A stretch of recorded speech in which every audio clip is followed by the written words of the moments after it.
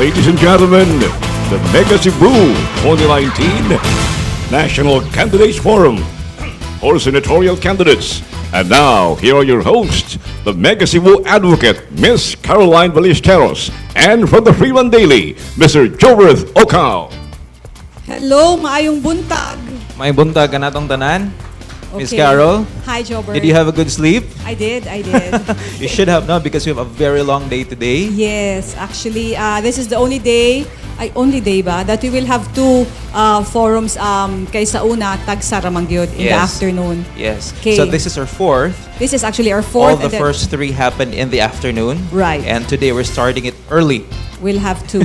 We'll have two today. Yes. And today, atong i-focus ang ato ang forum sa mga party list. Yes. Yes. So both our guests this morning and this afternoon are all from party list organizations. Yes. So again, to all of those watching sa Facebook Live nato and also sa ilahang mga television sets, because this is actually recorded, it will be aired sa My TV 3 times good. So those who are here and you wanna watch the forum, you can watch it again later. So maayong buntag, maayong adlaw. This is Klaruhay Ta. Okay, atoging klaruhon. Maklaruhay ta again today. Ma'am Carol. Yes. Actually, we had a very exciting forum last Monday. You did? Yes, we had very exciting forum. I'm pretty sure you've heard about it. Nag-trending. Actually, it's good, no? Kana no, nang ato ang That's right. forum. That's Oo. right. And this is actually one of the things we would like to advocate in this conversation Yes. for everyone, particularly the voters, to really ask the questions Right. to our candidates. Okay, it's a free country. Of course, you can ask any question under the heat of the sun. That's as long true. as you follow the what's this kanang mechanics. Yes. Say it nicely. Let's all be civil. Yes. And sa communication, Jobert, you say we need to agree to disagree, disagree. agreeably. That's right. Yes. So let's outshout ourselves gently. Yes, yes. It's good, no, ang mga passionate nga mga students out there, or even karon ang mutong party list, no, you can ask questions. Of course, di masugod maayo nga you bottle up your feelings inside. You have to That's right. really speak it out loud, no? Kaya atong klarohon. Well, democracy in action, Ma'am Carol. Exactly. Okay. So let's hope that we're gonna have another exciting. I'm not hoping. I'm sure exciting. Okay, we will hear from our party list ng mga nominees. Let's karong say adlaw. less controversial. Yes, hopefully. actually, because each of them, they have their own platform, no, kanang focus, ilang mga advocacies, That's right. which we want to hear about so that we could help them get the votes that they need. That's right. Okay. And of course, we have four representatives. Yes, but party list before that, we'd like to acknowledge our organizers for this forum. This is all the way until April. The entire month of March is dedicated to our national candidates, the senators, the senatoriables, and party list members. And then in April, we will now go to the local candidates, the mayors, the vice mayors, the governor, and the vice governor. Very which is excited for that as well. exciting. Okay, so anyway, special thanks to the Ramon Aboitiz Foundation Incorporated. Comelec, actually, they cannot be here with us this morning. Let's hope that they will be here with us karong hapon. But they were always around in our Yes, past. particularly because this is the only forum locally, at least, that's Yes. sanctioned, no less, by the Commission on Elections. Yeah, that's why we have time limits, because they said ang mga kandidato kuno na ako no na sila yung mga time limits silang exposure o basi kuno ma-overexposed na sila. We would like now to proceed with the forum. We'd like to call on ika-introduce Jobert ang ato ang mohatag sa opening remarks and the mechanics. The mechanics and the rules of the forum to introduce, or rather to tell us how this forum should go. Please welcome the chair of the Political Science Department of the University of San Carlos, Ms. Bernette Abranica. Maayong buntag sa tanan. Thank you very much. As you may have seen in the invitation sent to all of the parties, this is a multimedia and a multi-sectoral forum. No? The students in the university, however, are having their midterm examinations, while the other universities are having their final examination. But anyway, since we are recording the entire proceedings, they can always blast their questions at any time. No? We have received some questions from not within the hall for the past sessions, and we do expect that even if they are not present physically, they will still continue to interact with us and to our guests. The Claro Hayta Mega Cebu Candidates Forum 2019 is a reorganization of the Mega Cebu Candidates Forum that they've had, no, with Rafi in 2013 and 2016. It was just concentrated to local candidates, but now in 2019, the organizers, the original organizers, explored the possibility of inviting our national candidates, particularly because we have a lot of stake that they have to prioritize while in the halls of Congress, both the Senate and the House of Representatives. And Cebu, being one of the rapidly urbanizing cities and provinces in the entire country, needs to have a stake as well in that policy development agenda. Hence, we called for an entire March national candidates that includes, of course, the party list groups for today, morning and afternoon, and the local candidates, executive and the vice will have to be for the entire month of April. The coverage will be the LGUs covered by Mega Cebu or Metro Cebu from Karkar City up to Danao City. The question that we would like to ask our candidates will have to be, what can you do for Cebu? In the same manner, we would like to develop a critical discernment on the part of the Cebuano voting population to be able to ask candidates, what can you do for Cebu? So this is a totally different reflection of what kind of voter we are. We have to be contextualized in our votes. When we vote, when we cast our vote, it's not just a personal choice. It's not just Brunette's choice or anyone else's choice. But it is a choice of a community, and that is the Cebuano community. We are a force to reckon with. As of yet, we have 3.2 million voters in Cebu. And I think this will make a swing to any candidates who would like to seek office. And in as much as we would like to accommodate as many candidates as we can, candidates actually are guested in the Claro Hayta Forum based on their assent to participate. They also have their sorties, their campaigns all over the country. And we opened our slots for everybody. Many were called, but few have chosen to come. And you are the few privileged of those who are here with us. And I believe with our session last Monday, you will expect that this will ring a bell to most media, rather social media accounts after the forum. But in order to ensure that we conduct the forum in the most possible, intelligible, proper manner, we have set ground rules and mechanics. And we have said these ground rules and mechanics since the first session of the different episodes. We have ground rules and mechanics for candidates and also for our audience and participants. For our candidates, the forum shall provide a platform for both candidates and voters to engage each other to guide the discernment of voters in their choice of candidates in the coming May 13 elections. This is not a debate. The format will not tolerate grandstanding and overexposure of selected candidates. This is to comply with COMELEC rules. Second, candidates must address the question, what can you offer Cebu province in general and Metro Cebu in particular as it experiences, as both experience urbanization? Third, campaign videos and banners will not be allowed in the forum. However, only a 5-slide PowerPoint presentation will be allowed and must be aligned to the candidate's message or answer during the opening remarks and the facilitated discussion. So we have two very able hosts here who will moderate the entire forum. Being mindful of your time allocation, all candidates must strictly follow the allotted time per segment. And you have your time in front of you, so please just glimpse over once in a while. Opening and closing messages are limited to a maximum of 3 minutes per candidate.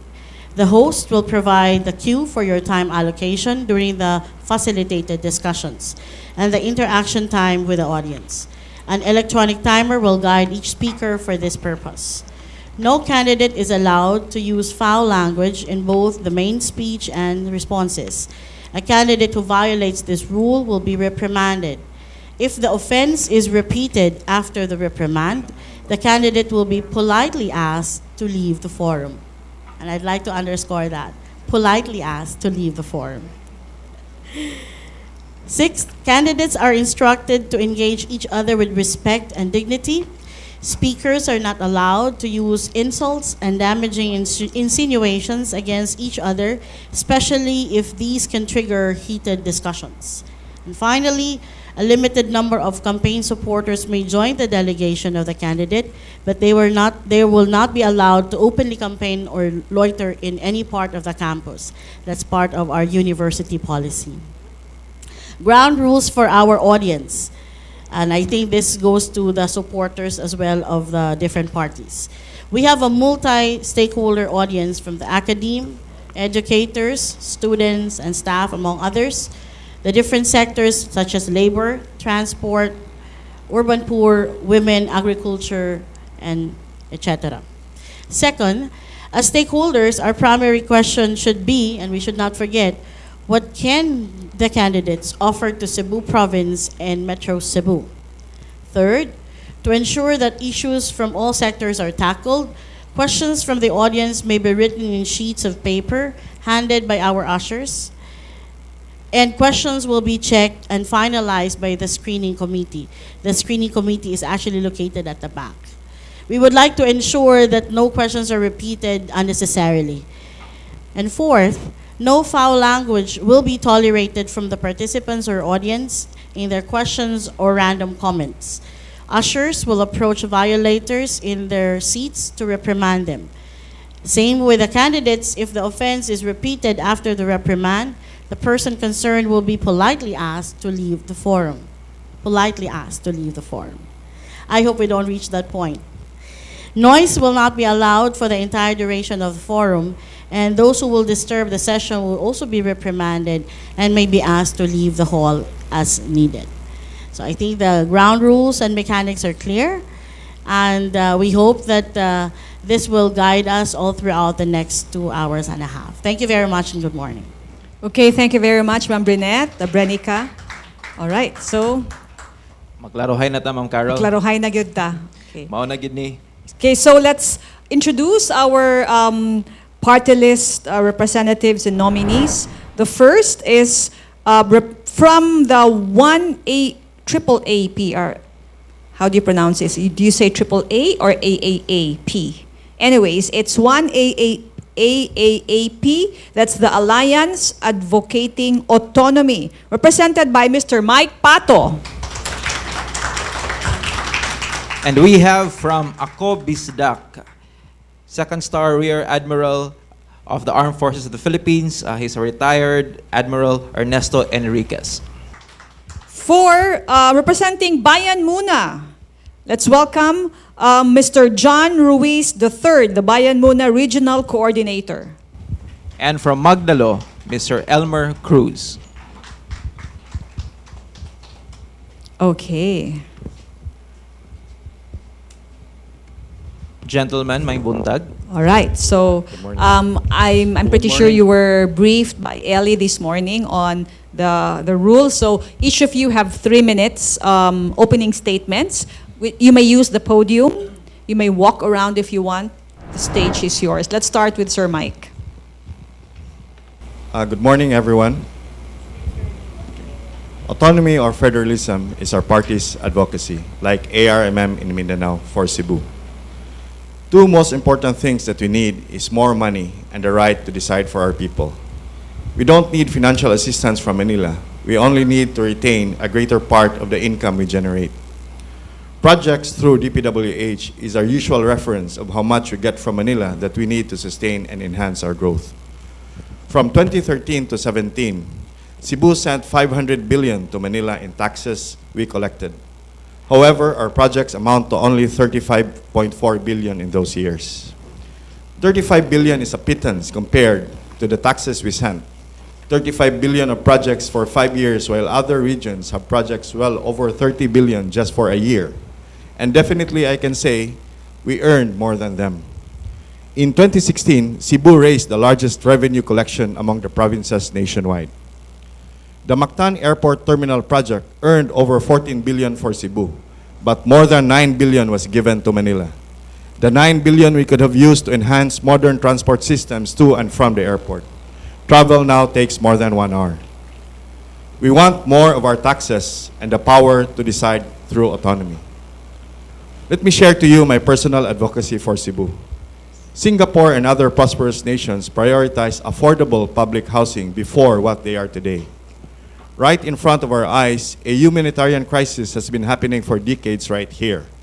That is the living conditions in squatter areas where our fellow Cebuanos live, babies, children, and the elderly alike. Our current system simply does not allow us to address this problem. Years has passed and we see the squatters area grow in numbers. More years will come. You and I know that our people can never afford to buy their own homes in their lifetime. A home is the most basic need of every family, but the most difficult to have. Like other successful nations, government has to intervene and provide affordable public housing. The current situation creates social problems that affects everyone. Affordable public housing solves public health, education, peace and order, traffic, garbage, flooding, and waste management issues. We keep on talking, dreaming, and proposing more road projects, flyovers, tunnels, bridges, and others, but never ever did we hear of any affordable public housing discussion or proposal that matches the likes of Singapore. Can we afford it? Definitely yes. We keep on saying that our greatest asset is our people, that the nation is the people, that our children is our future. Looking at the squatters area seems to contradict these statements. Affordable public housing will convert our people from being part of a greater social problem to positive contributors to our economy and society. Clearly, we left them behind. There will be no prosperous Cebu. There will be no successful Cebu until we address the basic need of shelter for our people. Affordable public housing solves inequality. Affordable public housing is the tide that lifts all boats. Thank you and good morning. Okay, thank you very much. I'm sure those who are listening right now ma-excited sa iyahang advocacy. Yes, maragdaghan-daghan to siya. Ma'am Especially Carol. katong way mga balay pa. That's true. Okay. We will ask Sir Mike questions later on. Yes. And Ma'am Carla would like to mention that our candidates are actually facing a timer right Yes. here on stage. Yes. So they will be monitored Yes. so that they will not go over time. Yeah, but actually, mo go over ka bisag gamay, mga lenient mampud mi. Okay, so okay lang. Gamay. We can liberalize the process Yes, a little okay. bit. All right, so let's proceed now to our second from Ako Bisdak. Okay, our first nominee is 2-star Rear Admiral of AFP, Ernesto Enriquez. Maayong buntag sa inyong tanan. Morning, sir. Ang Ako Bisdak is, I believe, is the only regional political party list that really caters to the needs of the Visayan regions. We're after for a mega Visayas. We're not after for a mega Cebu. Our main aim is we have three basic platforms of government. The first is the cultural reintegration. This simply means na pag-unahuna na that we are one. If we want to be one area, let's say federal state, we should be learn also to think as one. We do not know how to think as one. We think by islands because that is our geographic considerations. No?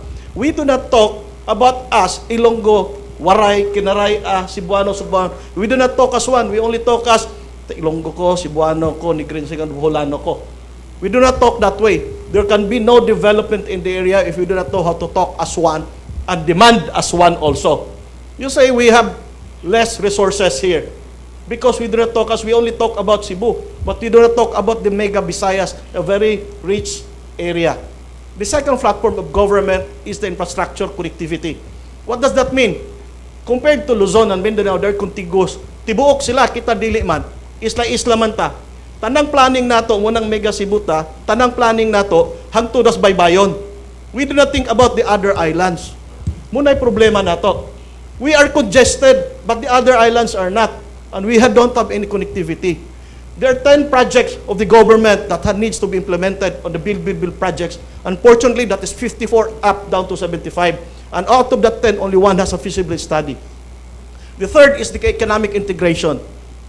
How can you progress if your integration, if your economy is only within yourself. Inbreeding na. We have to interact with the other islands in the Visayas.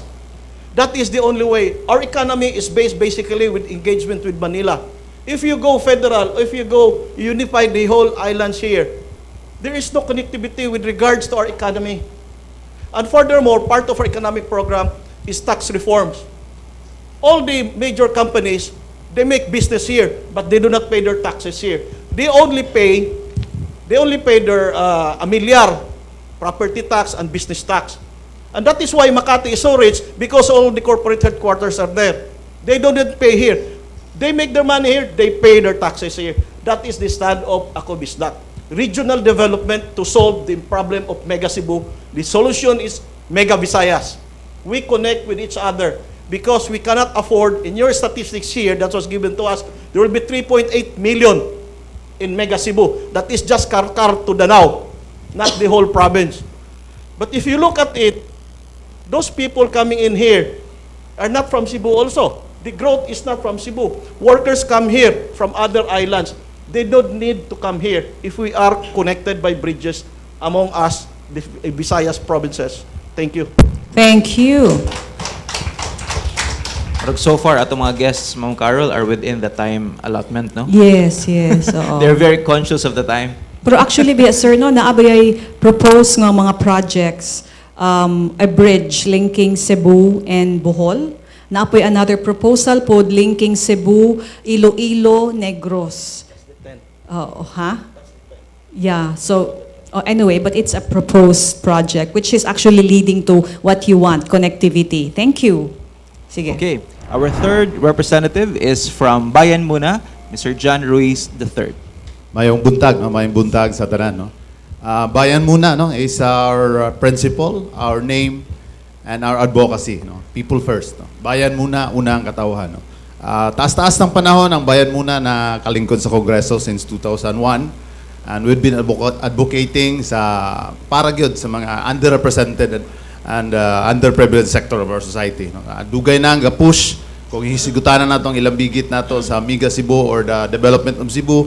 We've been pushing nga dapat dunay development nga all throughout the country, especially on the agriculture side. Nganong gahuot ang mga tao dito sa Cebu because the development is concentrated here in big cities like Cebu. We should develop our agriculture. That's one. We should have a genuine agrarian reform, land to the tillers, land to the farmers, and the government should have funded the farmers with ato ang suportahan, no, para makabarog o mapalambo na to. Pareha karon nga gaangkat tag bugas humay ang atong mga mag-uuma dili na mutikad sa yuta kaway igong subsidyo sa mag-uuma maghuot na diri sa syudad, no? And our advocacy is also to organize, to empower the people. So mo nang dinhis problema nato sa ato ang housing, the urban poor, atong gi-organize ang atong urban so that they will also have a say in the development. Kay problema nato sa daghang mga development project kanunay napadaplin ang katawan. Napadaplin ang mga kabus. Dunay daghang development karsada but we do not have a plan unsaon nato ning mga pobre nga mapahiluna. We've been pushing for a big budget for urban housing projects. Unfortunately, sa karon nga administration, we don't have enough budget or they don't allot budgets for housing projects for our people, no? And we are also pushing kung gusto tag development, we should have our own national industry.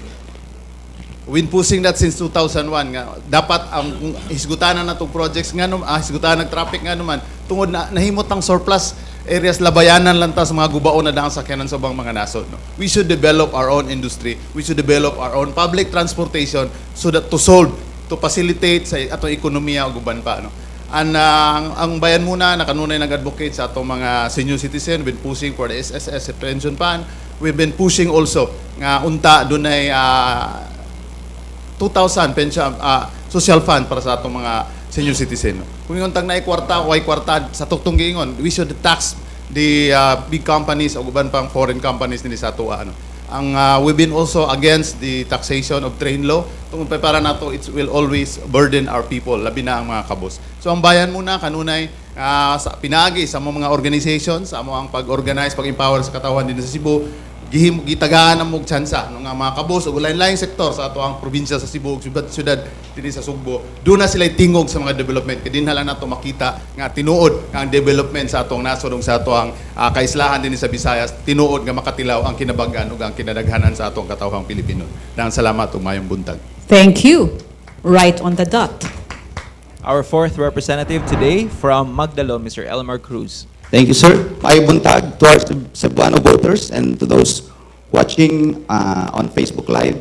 Allow me to present 5 slides. Allow me to show you a presentation composed of 5 slides.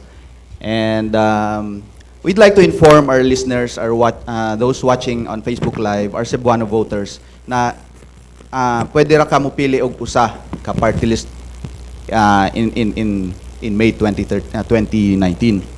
So, how do you choose your party list? You have to know what they do in Congress. First is legislation, and second is oversight. Legislation meaning they make laws, maghimo silang balaod for the benefit of our people. Second is oversight. Oversight meaning they act as check and balance to ensure na di ma-abuse sa executive ang iyang powers. So in this aspect, Magdalo Party List has been very consistent since we were elected in 2016. We garnered 2 seats by virtue of more than 500,000 votes because people believed in our fight for truth, in our fight against corruption. And we've been number 1 in the 16th Congress for most number of authored laws enacted among party lists. And we've been ranked first in this 17th Congress for most number of bills and resolutions authored. And in the aspect of oversight, you have seen how Senator Trillanes and Congressman Gary Alejano stood up for the truth, stood up for the rights of the people. And next slide, please.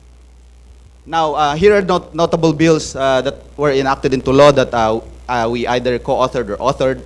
The Universal Access to Quality Tertiary Education Act, which provides free education in states universities. Free Irrigation Services Act, which provides free irrigation for our small farmers. Philippine ID system, special protection for children in situations of armed conflict, creation of Department of DICT and National Integrated Cancer Control Act. Before you vote, I'd like to remember this picture. This is a dam built by China in Ecuador, and right now they are deeply indebted to China, and sa interest pa lang, they're paying 125 million per year. So it doesn't matter if Ecuador benefited from it, but they're actually deeply indebted. And I'd like you to remember this because Magdalo Party List is a party list that will stand up for against aggression from China, against economic control of China in the Philippines. So next slide, please. So when you go to your voting stations, to your precincts, remember that Magdalo Party List is on the right side. It's number 138. It's easy to see it. And your vote for Magdalo is your voice against Chinese economic control over the Philippines. Thank you. Magdalo Okay. Party List, mubarog para kaninyong tanan. Exciting. Okay. Salamat, sir. So if I may just talk about the Bugsay first course, Ma'am before Carol, we yes. ask them. You all see that Bugsay over there, sir. Dili na siya paddle para hazing. Okay. Si Sir Mike knows this because he's also very active in Mega Cebu. The logo of Mega Cebu na siya Bugsay. Okay. That's our symbol because Cebu is an it's an island. The Philippines is an archipelago, but it's not just about that being an island. It's because the Bugsay is from the Bugsay principle of Mr. Bobby Aboitis, the late Bobby Aboitis. He's our Bugsay champion, and he said that if all of us Filipinos will just get on the bangka and paddle, mubugsay ta together in the same direction, we will go to our destination faster because we are all doing our share. Di po kuno ka pwede nga mo lingkod ka sa bugsa bangka, unya di ka mo apil og paddle. Pasahero lang. Fence sitter Ma'am Carol. lang ka, oo. Unya di pud pwede pud nga mo bugsay tuod ka pero sukwahi. Di gid ka maabot og diin, no? So you have to do the bugsay together in the same direction, in harmony, so that you will get to where you are going. So that's the symbol of our bugsay. And what we're going to do after the forum is we're gonna have all of you sign the bugsay as your commitment that we are in this together. You may be representing different party list groups, but all of your advocacies are for the Philippines. Okay? Nindot kay, actually, if I may kuan also, ang ilabang mga advocacies ba, it's actually building up, no? His kang sa 1AAAP, it's actually focused on Cebu, yes. Kay namay pa nag-ingnan, no, charity The Visayas, begins at yes. home. Yeah, so and then it went out larger to the entire Visayan Visayas. group with Sir sa Akobisdak. And then pag yun ni mas ni dako pag yun, pag abot dito sa bayan muna, kay country na, no? And then of course ang Magdalo here, their oversight, their everything actually against foreign invasion. Okay? Actually everything that they have kaning the first three ma-carry naman po na sa Magdalo because all of their mga advokasya ma-carry na po na sa inyo, right? Okay, but anyways, we hope that all of the four will get in, no? Absolutely. Yes. And of course, Ma'am Carol would like to remind again our audience that if you'd like to post photos or videos on social media, you can use the hashtags #MegaCebu Clarohaita and #MegaCebu Candidates Forum. Okay, so anyway, before we proceed to the serious stuff, I'd like to ask all four of you, kumusta na ang kampanya? Asa mo muna abot? And asa pa mo padung after ani? Before ta mag-serious og istorya, Sir Mike. Well, for now, since I am from Cebu and my personal advocacy is the urban poor, we are really doing a lot of groundwork for the urban poor of Cebu. Simultaneously, we tap our partners in the provinces too, especially for our agenda of the party, which is autonomy. Actually, even if mag-Cebu lang siya, no? Cebu has 3.2 million voters. So makakuha lang ka anag 1/3, sir. Sud na Yes, ka, ma'am. no? Okay.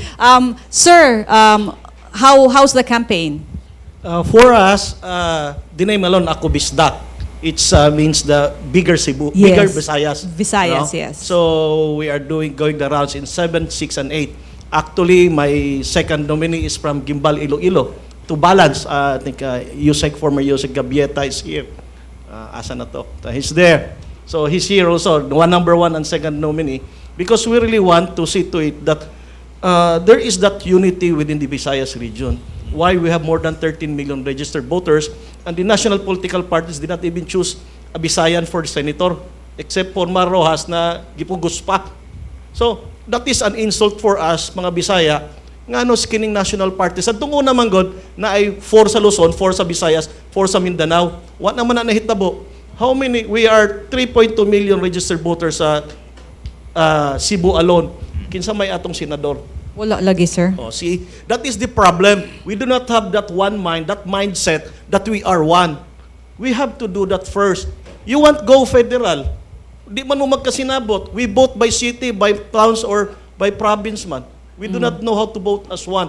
Unlike Anyway. the Ilocanos, solid North, Bicolanos, solid. That's why the Bicolanos have 4 senators, so we have none. Okay. We will have soon. God willing, we will have 4 senators na Bisaya. We should bring them there, correct? Yes. Okay. Yes. What about you, Sir John? Well, sa bayan muna, no, although usa sa mga limitations gid mo isang funds, no, pondo para sa usa ka nationwide campaign, but we rely on also our asset nga doon na may daghang or chapters all over the country, na especially in Cebu, doon na tayo daghang chapter sa bayan muna. So mo ni ang amo yung mga volunteers nga nagtabang sa postering, pag lettering, talk with people, kay wa may kapasidad into mga paid ads, no, ban pa, no. And well, sa among gikuan gyud, no, nga dunay mahimong representante pod, no, sa Senado, like ako sa Kabisaya, no, and our former representative Nery Colmenares is from Negros, no, so usa sa Kabisaya. So kini ni karon ang among kampanya gyud nagsalikmi, no, sa kapasidad o voluntarismo sa among daghang mga miyembro sa among mga chapters. All right. And Magdalo, Sir Elmer? Yeah, right now we'd like to thank the Cebu Action Group. It's composed of volunteers who help us campaign for Sir Gary Alejano. And actually, we try to save on campaign materials by attaching our campaign materials with the campaign of Sir Gary Alejano. That's why. And we also thank the other volunteers who keep on communicating. Just this morning, I met one from the media, asking for posters, and we're very, very thankful. And we've been doing some groundwork also. We went to Dan Bantayan, and next week we'll be going to Santander. And that's all now. Okay. Good luck to all our representatives. By the way, before we go to the serious questions also, Ma'am Carol, we'd like to ask them if you can clarify to our voters unsa may difference anang first nominee, second nominee, third nominee, to those who might not be very familiar with how the party list system works. Ang first nominee, doon naman tayo 2% threshold, no, sa party list system, no. Doon ay limit nga tulo lang kasi. So kung makuha na to ang 2%, ang first nominee ang mulingkod, no. But we could go beyond 2%, 4% perhaps, no. We could have 2 seats. Second nominee will come in. And if we could get the required number of seats, be in the top party list, no, we could have our third nominee could represent the party list. Can we clarify the percent in terms of votes? Is that kung i-translate mo into votes, or is it percentage of the voting population?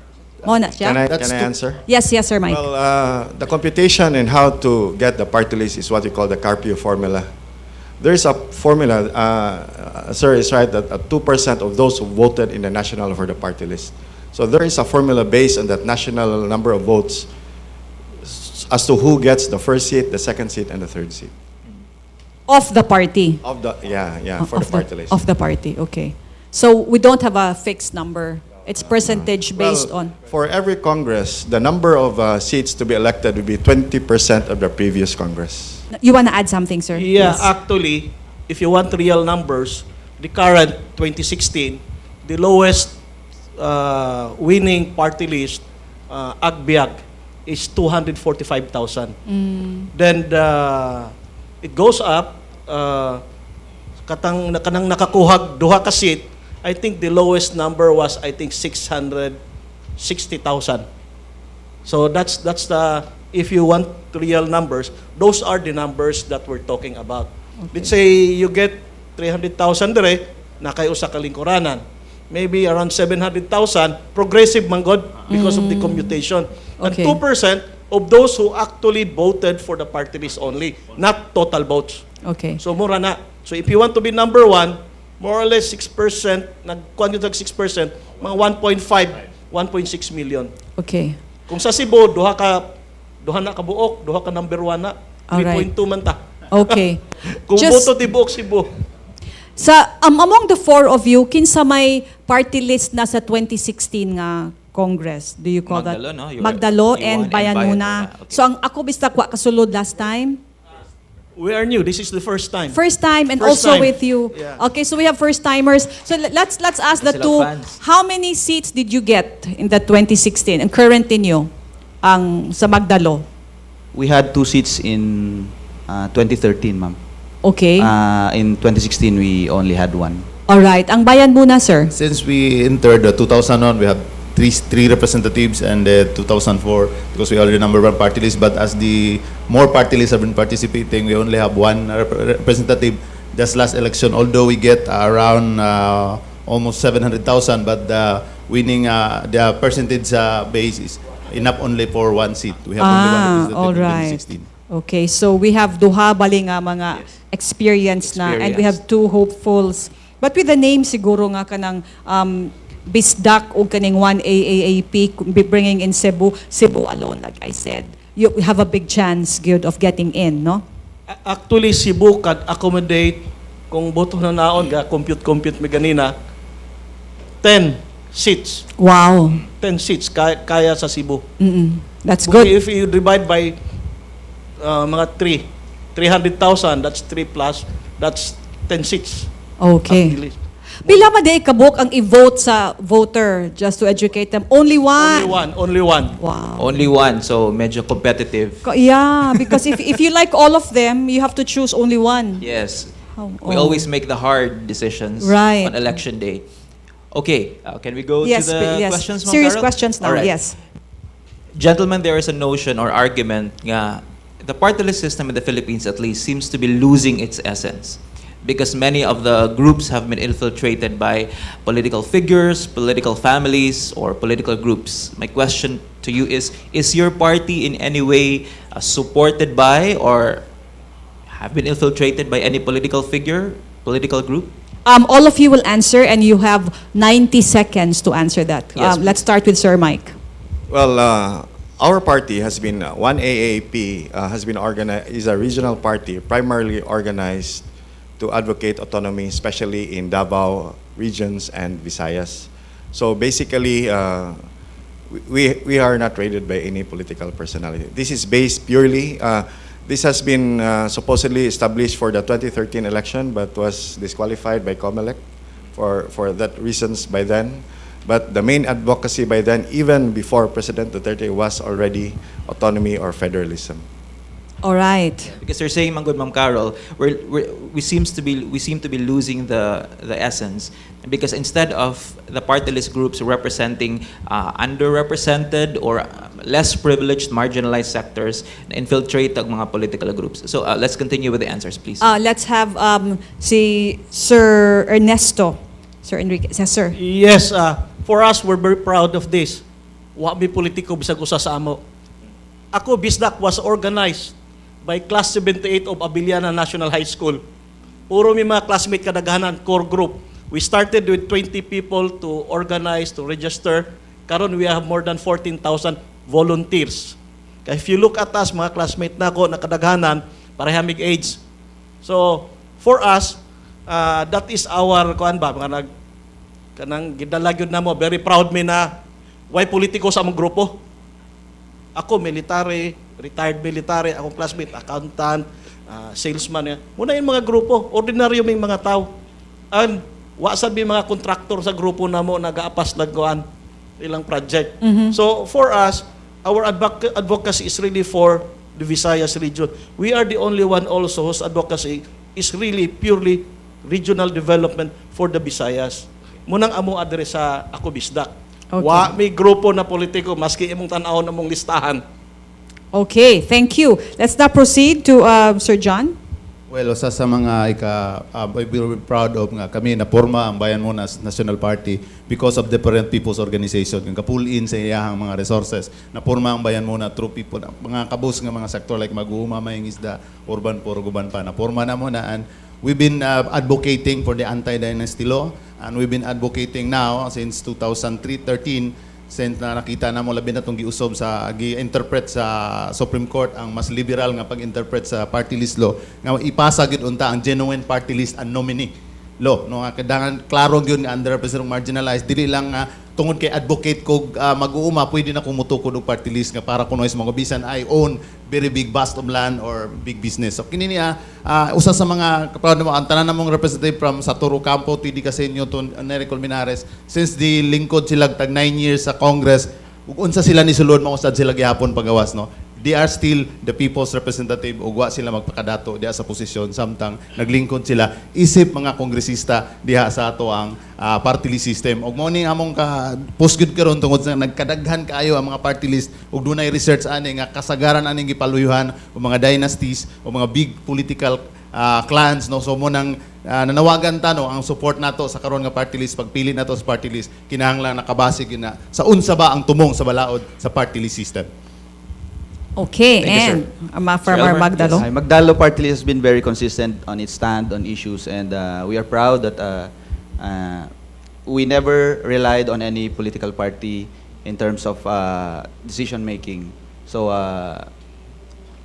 that's our brand. The Magdalo brand is a brand of independence of mind, independence of decisions. Sir John, just a follow-up question. Yes. Bayan Muna has been there since 2001. 2001, but even before that, even before joining Congress, the group itself has been there for quite a long time na no? Okay, since ko natawo Bayan Muna na magina siya.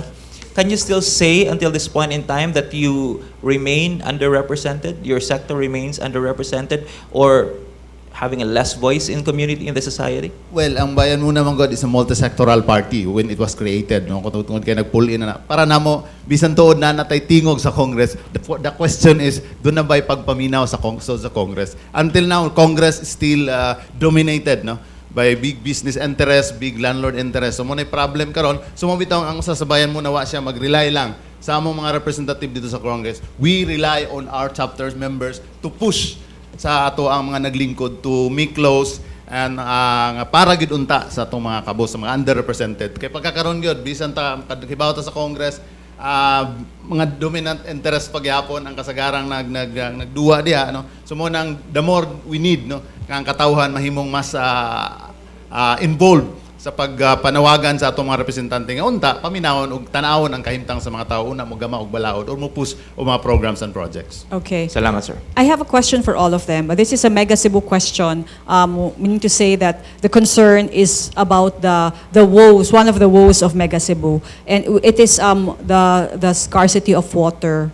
Okay, and year in and year out, we experience water crisis, and I'd like to ask Sir Elmer to answer this first, since you pointed out ganina sa picture of that dam, because one of the plans of Mega Cebu to answer the water crisis is to build 3 big dams, okay? And that's already actually in the JICA roadmap study. But you said that let's not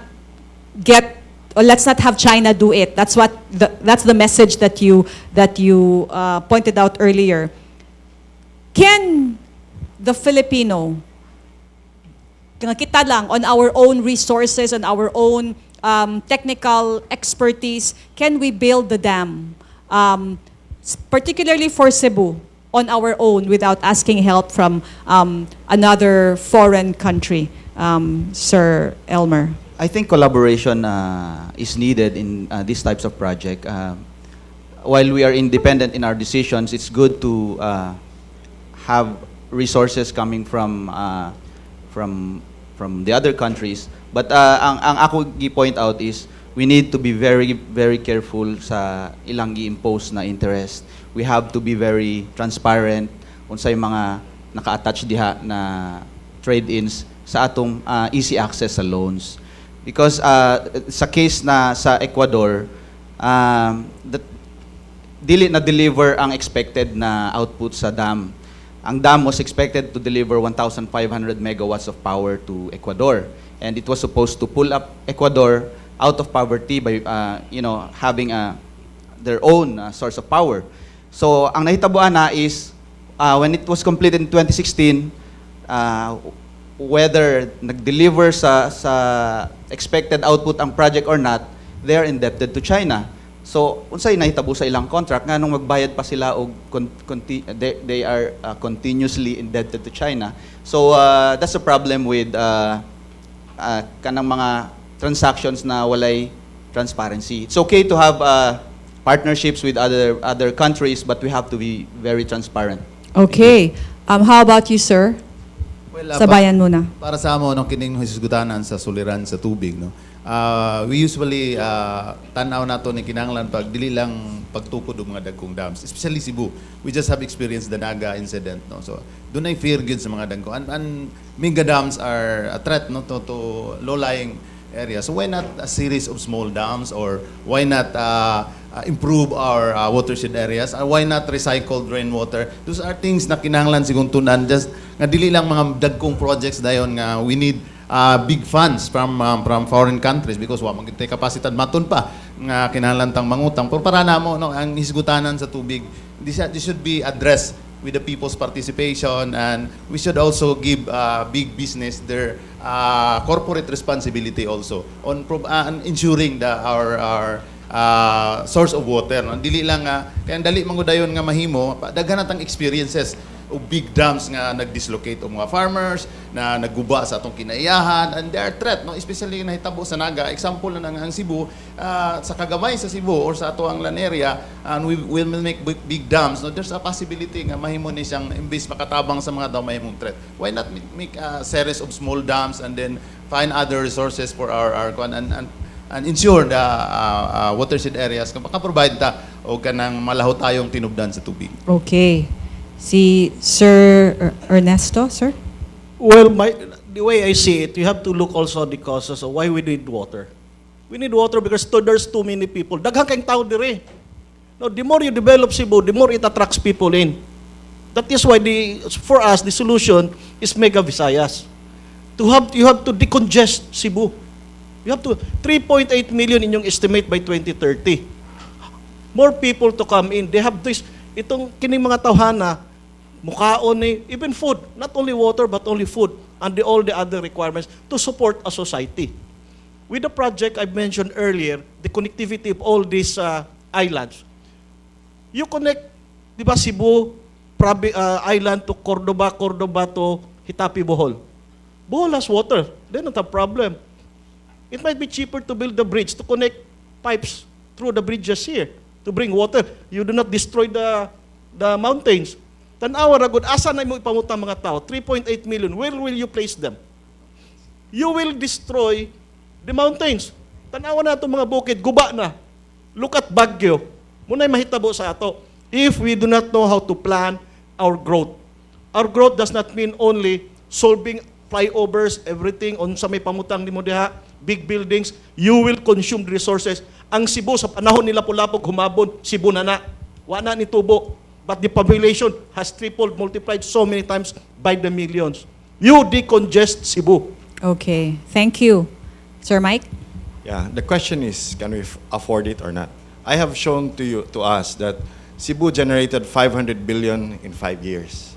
Our projects was just 35 billion. So you can see a lot of money was not returned to what we earned. The Halaor project right now, as you have mentioned, costs only 11 billion. And that project, if that is in Cebu, outright solves our problem. But I also advocate the small dams rather than the large dam, because dams are now discouraged around the world because it displaces a lot of people and destroys the environment. But certainly there is a balance between the need of people and environment too. So we need those small dams. The question is, can we afford it or not? Yes, we can. I'd like to share you the problem of the resettlement in Yolanda. We were in the forefront in solving that problem. There is water, there is a provider, and there's a user. But unfortunately, because of our system, which does not allow us to solve the problem, di man sila magkasinabot because the water system is owned by the province, the user is the city, but the city does not like the managers of the water system. Which area is this, sir, by the way? In the Yolanda, in Tacloban. We were in the Alright. forefront in solving that problem. So the office of the president has to step in and knock their heads off so that they'll toe the line and agree with each other to solve the problem. So a greater part of our problem is our system. That's why we advocate autonomy, so that we can solve the national issues locally. In relation to all of your answers, no, especially sa iyahang autonomy, the next question is, are you in favor of federalism? What's your stand? Let's start with you, Sir Mike. Well, clearly that is our advocacy. Autonomy and federalism is just the same, but what we advocate is autonomy like ARMM, meaning to say, because federalism as a whole takes a while, because you have to balance, because other regions cannot support itself. Since I am from Cebu, I advocate for Cebu. Cebu can stand on itself together with our neighboring region, provinces of Siquijor and Bohol. Negros cannot be part with us because they are planning the Negros Island region already. Definitely, we can afford to stand on our own. We don't need assistance from Manila. We still give what is due to Manila, but we have to retain a greater part of our income to help our brothers and sisters. So basically, you're in favor of federalism Yes. because of that. Sir, The same with me. If you look at our platform of government, the cultural reintegration, the mind setting that you are one, the infrastructure connectivity, the economic connectivity and tax reform to tax people. If you earn your money here, you pay your taxes here. That's a necessary precursor of federalism. Yes, we support federalism, but you have to lay the groundwork. Ours is actually laying the groundwork. With that connectivity, we can, the disbursement of people, the disbursement of economy. Look at what is the economy of Cebu, basically. It's industrial and services. No? The other provinces, they're more into entrepreneurial, agro-industrial. That is the division. But you don't have connectivity. You know, when we were young, when we go to Karkar, where we come from, Enriquez are from Karkar. Puro na humayan diha sa puan paingon dito. Karon wala na, puro na subdivision og mga balay. We are losing food production, and we cannot. There are only so much arable lands diri sa atoa, and we're losing that one. That's why for us it's the mega Visayas, super mega Visayas region, because we have the capacity and the resources to support it. Kaya nato suportahan na without destroying anything, without destroying the environment or getting money from Manila or whatever. We have that capacity. We can do it, but we have to think as one. okay, thank you. Sir John. Para na mo, no, ang federalism, we don't need it now na sa the form of federalism gipos karon supak yun ang bayan muna. In the first place, kung hisgutanan lang ni og budget og empowerment sa local, why not strengthen our local government code? Og hisgutanan pod sa federalism nga gipos karon nga naapagyapon ang dynasties, political dynasties. We are just creating more kingdoms of political dynasties. Bahin-bahinon lang nato ang Pilipinas into different kingdoms, no? And it will mean more taxes for the people because sa federalism nga ilang gi-propose karon will create more bureaucracies, no? And it will also makapadugang ni, no, sa gingon nato regionalistic nga panglantawan. We as a one country should strengthen our bond as a Filipino people. So para namo ang hisgutanan lang gid ani is dapat doon ay klaro nga national governance, nga klarohon ang pagbahin-bahin sa atong wealth, no? Pagbahin-bahin sa atong development, sakto tong gingon na sir, nga kinahanglan dili concentrate sa mga cities like Cebu ang development. We have to develop our agriculture, develop our people's mining, no? Not mining for the foreigners, but mining nga mag-support sa atong national industry. These are what we need, no? Kay kung ato ning buak-buakon ng Pilipinas into federal states, rest as atong nakita sa unahan nga mas daghang dynasties nga tumaw ug mas daghan ang mas grabing pamuhis ang hilang himuon dito sa katawan para mutunay ang usa ka federal states ilawom sa mga political dynasties. Sir John, quick follow-up. Di mo sang-ayon sa federalism karon sa pagkakaron or you don't agree with federalism entirely? Well, we've been studying federalism. It has its positive and negative, but the proposed federalism nga gitunan like the proposed by GMA, proposed by other wa gid ni siya mag-ingon nga hisgutan ang federalism gali ang ilang gipos. Nahimo lang cover ang federalism kaya ang gipos gyud is dynasty, no term limits, pagsulod sa mga foreign investments o pagpanag-iya sa mga foreigners into our lands and our businesses. So para namo this kind of federalism dili nimo ang gikinahanglan sa mga para nato lagi ang common nga rason nga ang federalism tungod kay concentrated sa Imperial Manila ang funds na ay local government code. We just have to review it, develop it, and strengthen the local governments in our LGUs. Okay. This is not a follow-up, but just a statement lang. Sir, try to look at the federalism version of Puno. Kay mao naman kuno na ang i-carry out karon. It's the version of Puno. I think the second forum, we had somebody who was an expert on that particular version, kato sa kang Puno. Wala na kuno ng dynasty pod, sir. Anyways, ato na balikan o niya. Let's have Sir Elmer Yes, answer thank you. first. Magdalo Party List doesn't support the federalism form of government because what we need right now is to strengthen the LGUs by incentivizing those that are strictly adhering to a strategic development plan that is aligned with the sustainable development goals.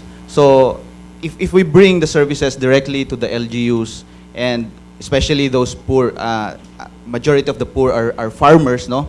So if we bring the benefits to the farmers and empower the LGUs such that they can have partnerships and ensure that their long-term development plans are aligned with the sustainable development goals, I don't think we need a federal system of government. Thank you. Okay. I have a question for Sir Enriquez. Sir, you're advocating for super mega Visayas. How would you assess the Regional Development Council? Don't you think it's working? How do you plan to align that with your goals? There's that problem, no? It's not working. You know why? For me, no? For Stan. Because territorial ang atong huna-huna. Territorial ta. Kung taga Cebu ka, politiko sa Cebu, di ka ganahan na ilaing mo sulod sa imo dire. You have your own problems dire. Di ba? The same thing with the other provinces. They do not know how to think as a whole, as a group. That's the problem of those kind of organizations. But if you allow the people mismo na mahakaton, maghuna-huna, na usarata, it would work. That is why our platform, ang nauna gud sa among platform, is the cultural reintegration. What does that mean, cultural reintegration? Sa Bisaya pa, kuha na paghuna-huna na iusarata. Mubita ng Luzon, Visayas, Mindanao, taga Visayas na tanan. Central Visayas, Eastern Visayas, Western Visayas. Pareha taga-apelyido, Visayas tatanan, Bisaya tatanan. But we do not think that way. We think by islands or worse, by towns or cities. Diri sa tuwa, di nga magkasinabot, di pwede magtandugay. So that is the problem. If So you you have the people should lead that one. It is the people should lead. If you get elected into Congress, how do you plan to make that happen? How do you plan to unite the people? As you've said, it should be the people that should lead this movement. For us, we are facilitating it. Ako, Bisdak, we've been going around Region 6, 7, and 8. We've been talking to the people sa barangay level. Sa barangay level, wa miga kampanya sa mayor pataas. No? Kaya ang mga katauhan, if you go to the barangay, if you've been around, go to the barangay, wa sila kasabot unsa ng party list. Wa sila kasabot ang party list, ikaduhang congressman nila if they choose it right. Because they have their district congressman who thinks only about the district. Iyang teritoryo, kay mo man ay niboto sa niya. Di ba? Gibutuhan sa isang distrito, natural mo na iyang suportahan. But who thinks about the integration of all these things? Who pushes for the integration from one province to the other, from one region to the other regions? Wa may gabuhatan na. There is no connectivity with our programs. Look at our tourism. If you go to Luzon, you talk about tourism, they have this program that goes from Manila, goes straight up to north, or goes up to south, or goes to the mountain provinces. Our tourism program here is basically Boracay, Kuno, Dihara, diri sa tuwa, Uslob. Wala kay connectivity, wala. Within the province itself, dili nga connected atong tourism industry. They're saying Siquijor is the next Boracay. But Siquijor has no connectivity with the other islands. Wala kay flight ang PAL dito og Cebu Pacific. And they have problems of food. Imported ilang food, gikan Dumaguete, dalon dito, wala sila production. How is that connectivity? So, ang man nato ni Ron, sir, pagsulbad ng problema ha. Taas-taas pa ng istoryahon. Okay, because yeah. Tagaan ko goan na time is up ko. Oo. sige. Taas-taas na ng istoryahon. We still have 1 minute and 25 Okay. seconds. No. Nibalik na. Nibalik na. na siya. Nibalik. Okay. I'd like to ask, very interesting, you want to proceed with all of them again? Okay, I was supposed to have a follow-up question. Okay. Okay, it's okay. Sige, go. I mean, realistically, do you think this is possible? Because our current system, as you've mentioned, does not make that happen. Our political differences, for example, our political... That is if you talk to politicians. I'm not a politician. yeah, but you will We be... started with 20 people. Abiliana National High School, Class 78. You can look at our registration sa SEC. 20 people. We are 14,000 karon. Puro volunteers from 6, 7, and 8. So meaning the people among ka-istorya dito sa ubos, mga asosasyon, kasabot. I just don't know if our politicians understand. I think noble man good kaayo ang Correct, yes. lofty kaayo and very noble ang kanabang ang desire of Ako Bisdak, but it's really to it's for everyone to think of your neighbors, no? Yes, But yes. actually, personally lang, I think that we are going human nature bang good ba? You think of what's in it for me. It's also human nature, like for Cebuanos to think what's good for Cebu, for Boholanos to think what's good for Bohol, for the Negrenses to think what's good for Negros or for Iloilo. I think what we need is someone, which will be the Bisdak in your plans, to put this all together and make them work in harmony, looking at themselves, but again extending. You cannot just say, do not think of yourself, you think outside. Kay human nature, you will really think of what's good for you. What do you think? You help yourself by helping others. Okay. I think that's the basic tenet of Christianity also. Okay. Actually, just to enlighten you a bit, the MCDA is, ang among ipa-approve is the authority itself.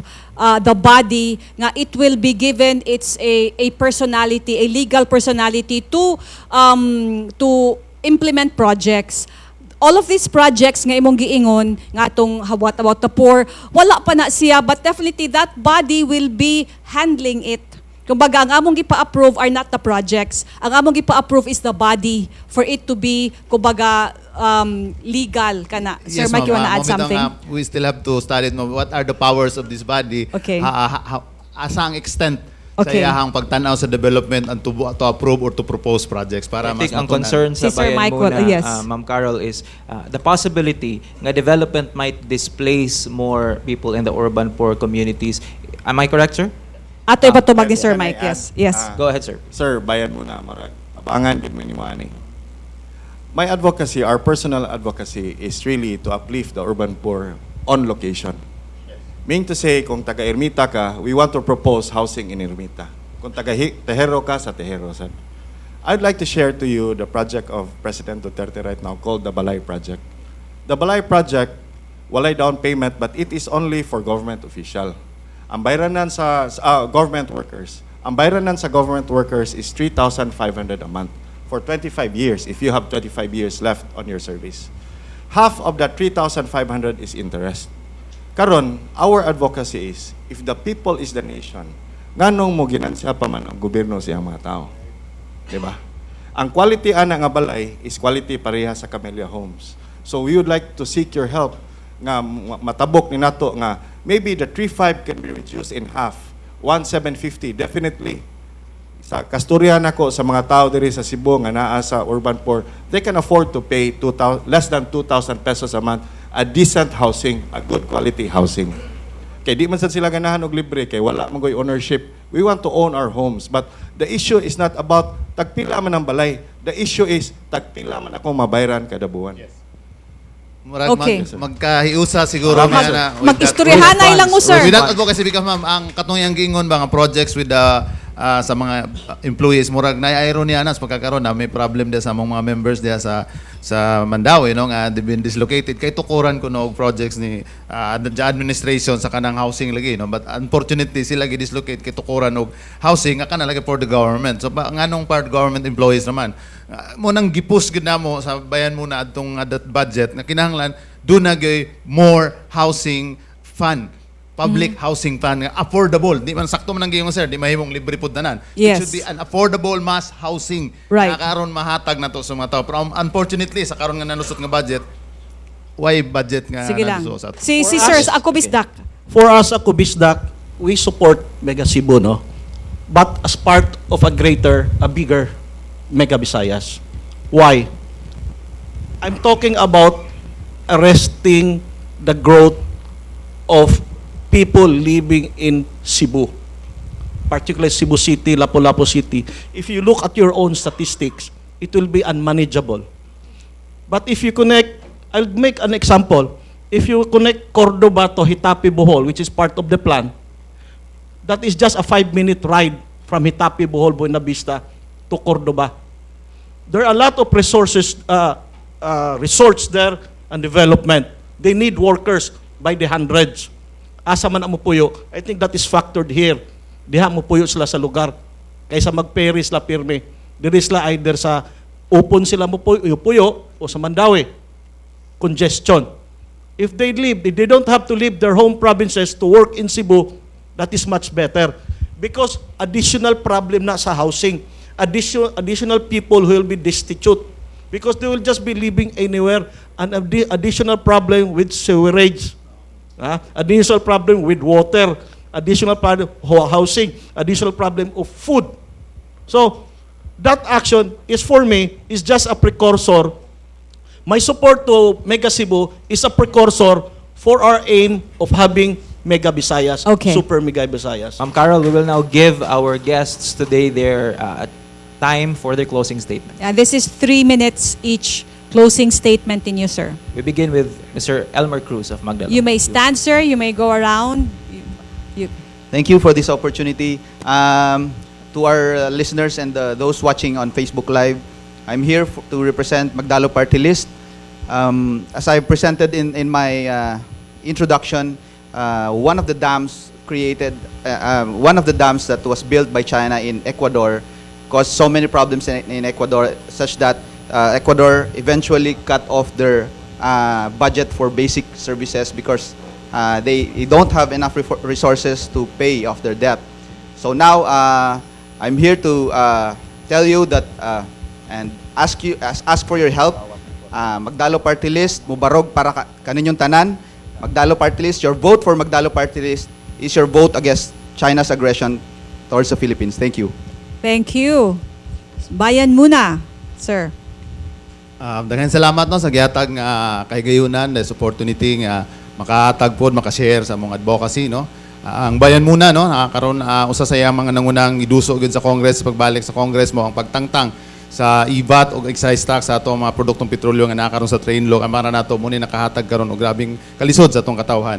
Dapat isiguro pod ang pag-uundang sa kontraktualisasyon dili lang sa ato mga pribadong empleyado kundi mismo ang gobyerno dapat mo duso no nga di na daghang casual or mga job orders sa side sa gobyerno nga ironical kay na nga dunay balaod mismo nga atong government and the government itself dili gali makahatag og assurance sa anang permanente sa trabaho sa atong mga mamumuo diya sa mga empleyado sa gobyerno. O kinahanglan nato no nga ang mga kitang katawhang kabos kuhaon nato balik ang atong katungod. Ang party list system gitukod para na natong mga kabos. Dapat ato ning bawion dili nato ni ihatag sa mga naglingkod na daang mga political dynasties. It's time to reclaim our right nga kining ang mga seats gamay ra kay nga seats pudyot ra ni that's 20% ila pag yung kuhaon so karon parong eleksyon kinahanglan atong tun-an ang kinahanglan mga party list tong pilion basta sa atong balota why laing una ninyo makita dia number 1 bayan muna na sa atong kabalota karong maabot 2019. Salamat. Thank you.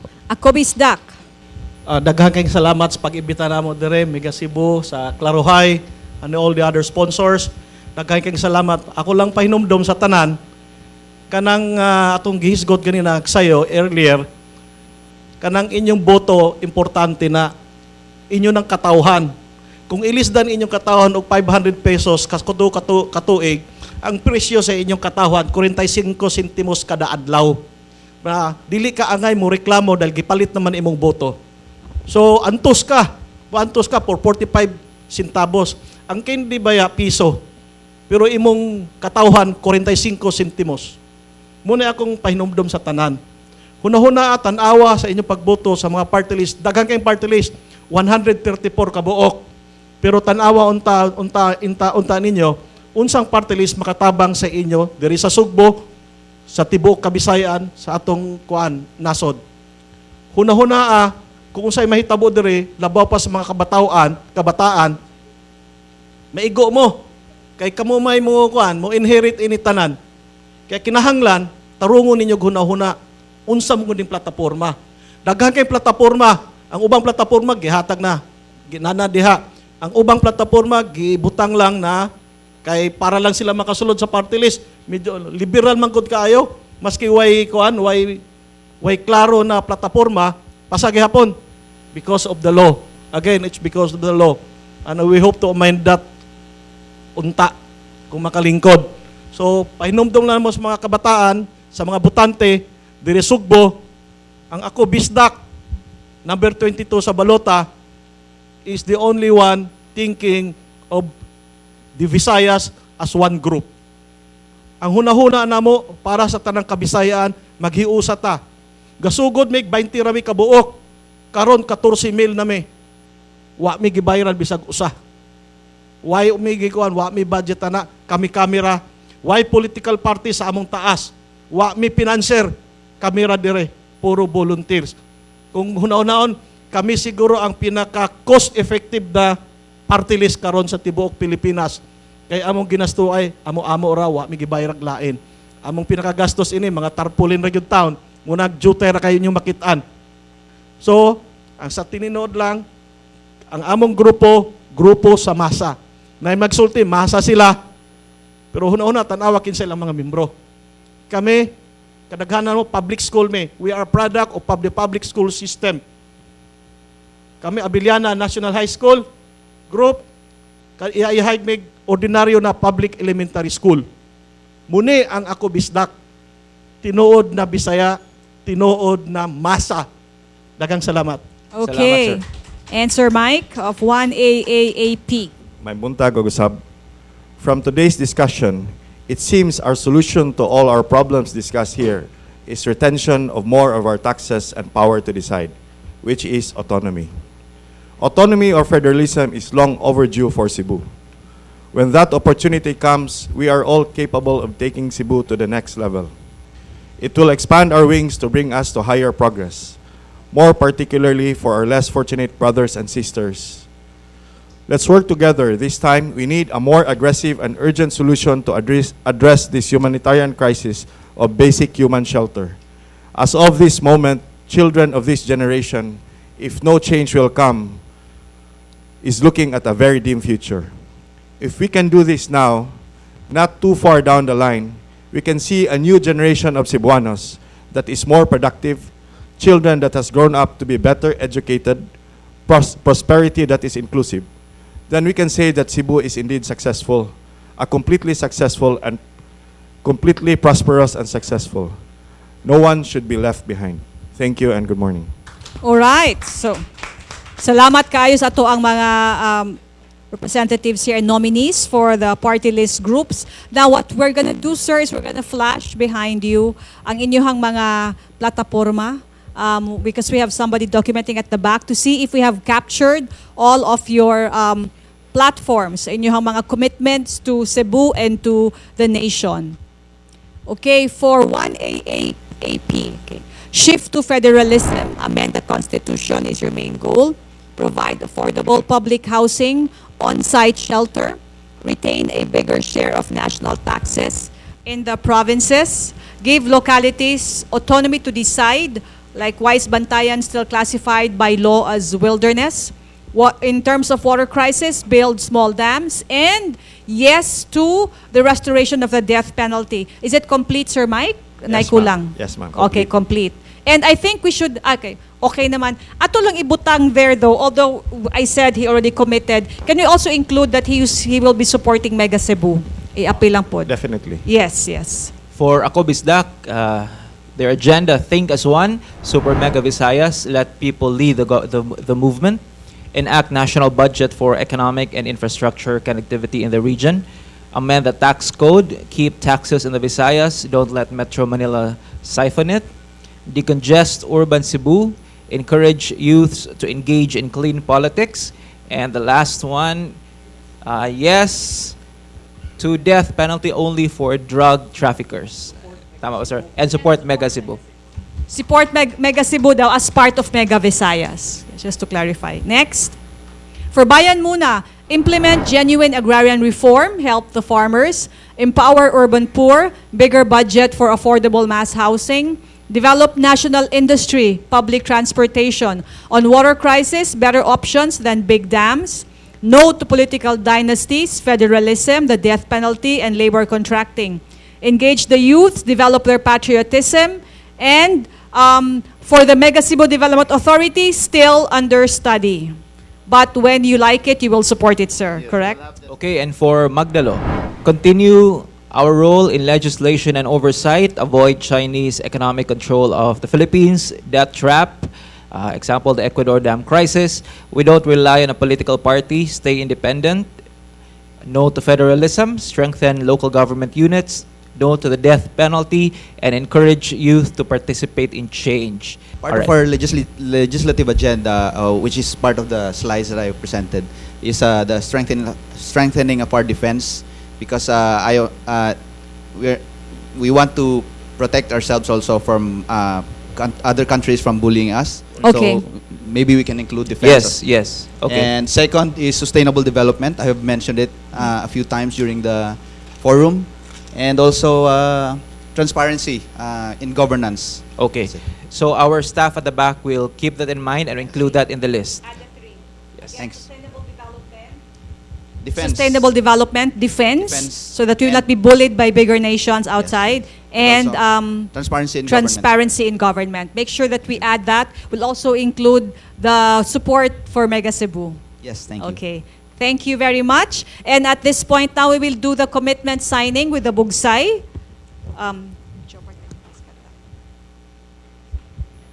Can we give our party list groups a big round of applause? And while they are signing, we would like to just request all of those who are watching on Facebook Live, if you want to let your friends, your relatives, okay, know more about our party list groups, you can share this Facebook Live so that they will hear from the candidates themselves what their party represents.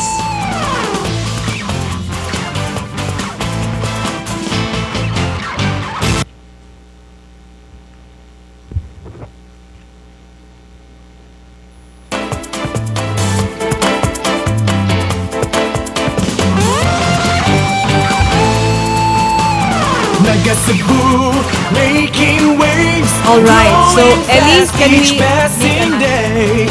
Mega Cebu, making waves, improving our lives in so many ways. World-class quality in education, high business standards, great innovation. A round of applause to our Yes. guests this morning, Ma'am Carol. Again, this is your Mega Cebu Klaruhaita 2019. We'll see you again in the next forum. Thank you very much, Jobber. Very much.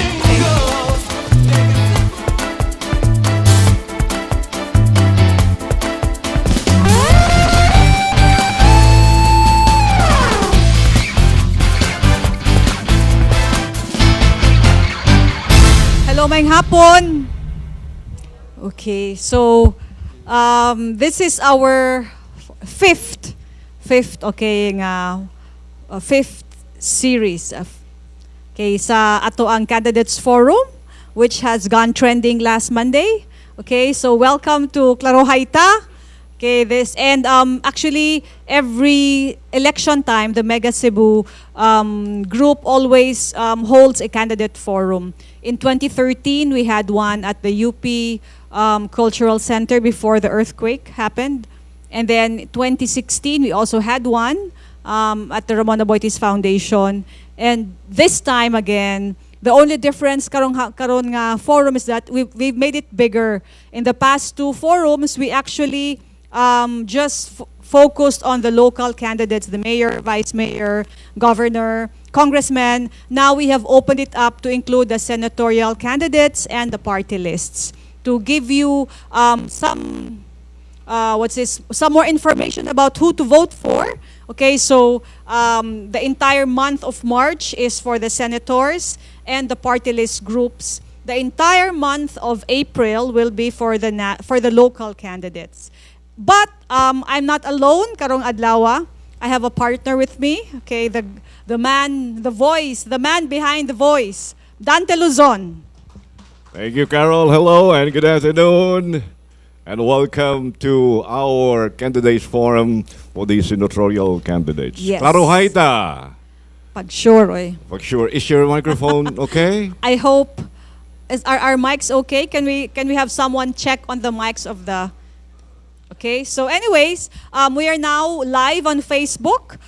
If you would like to take pictures, you may, and if you post them, the hashtags to use are hashtag Mega Cebu Klaruhaita or hashtag Mega Cebu Candidates Forum 2019. You can also go to the Mega Cebu FB page because we are live now. You can watch the video there. It's live as we also have what's the things ongoing here on stage. Yes, and we are also being recorded. Kay i-air ni siya over My TV, Channel 30. What are the time slots, Dante? Cable, that's from 12 to 1:45. All right, correct. Okay. Okay. And karon we have even we actually have 5 that confirmed, but ang ni-confirm nga 5, we have of course we have TUCP, they confirmed, ang NARS. ang NARS, which the last info we had, I think she just landed. Bago lang ni-land sa airport. All right. Okay. So from airport to San Carlos, that's about more than an hour, almost 2 hours. We hope magkaabot pa siya, okay? Coop Natco, Akbayan, I think, and ang Tingog or the Voice, but we just heard that ang Tingog backed out last minute, but they confirmed, okay? And Ako Bisaya. I'd like to ask what's the difference sa Ako Bisaya o sa Ako Bisdak. Okay. For the mechanics and guidelines of our forum, ladies and gentlemen, please welcome the faculty member of the Department of Political Science, School of Law and Governance of the University of San Carlos, Miss Grace Magalso Bualat. Maayong hapon sa tanan.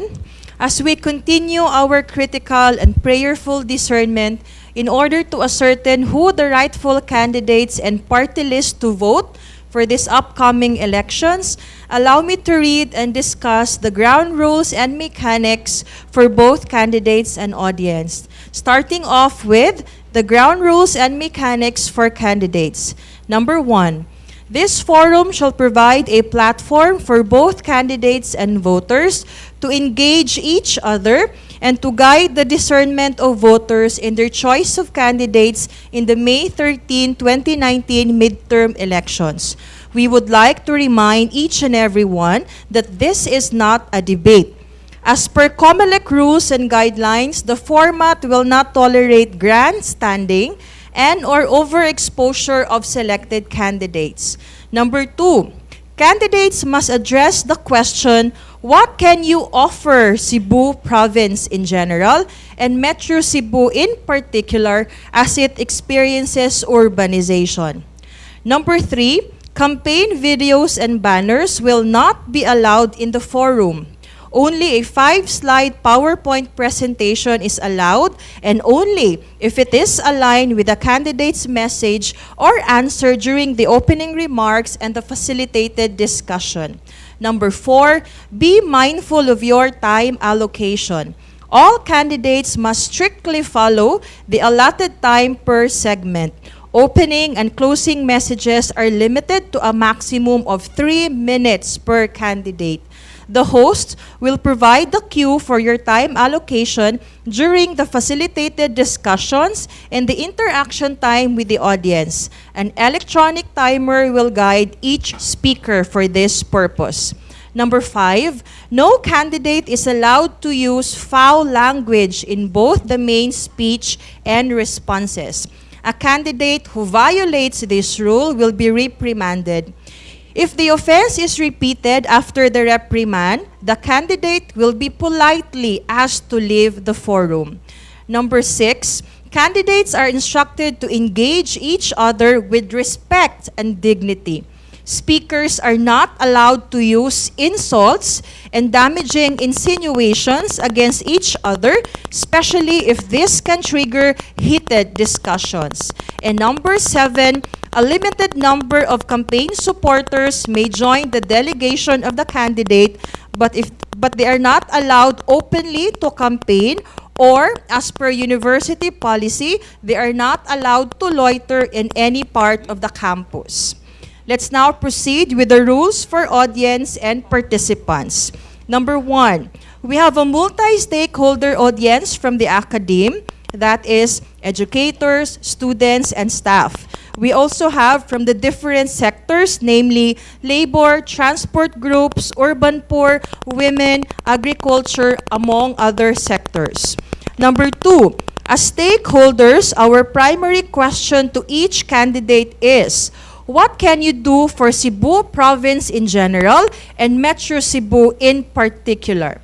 Number 3, to ensure that issues from all sectors are tackled, questions from the audience may be written in sheets of paper handed out to you by ushers at the forum. Questions will be checked and finalized by the screening committee at the back. Number 4, no foul language will be tolerated from the participants or audience in their questions or even random comments.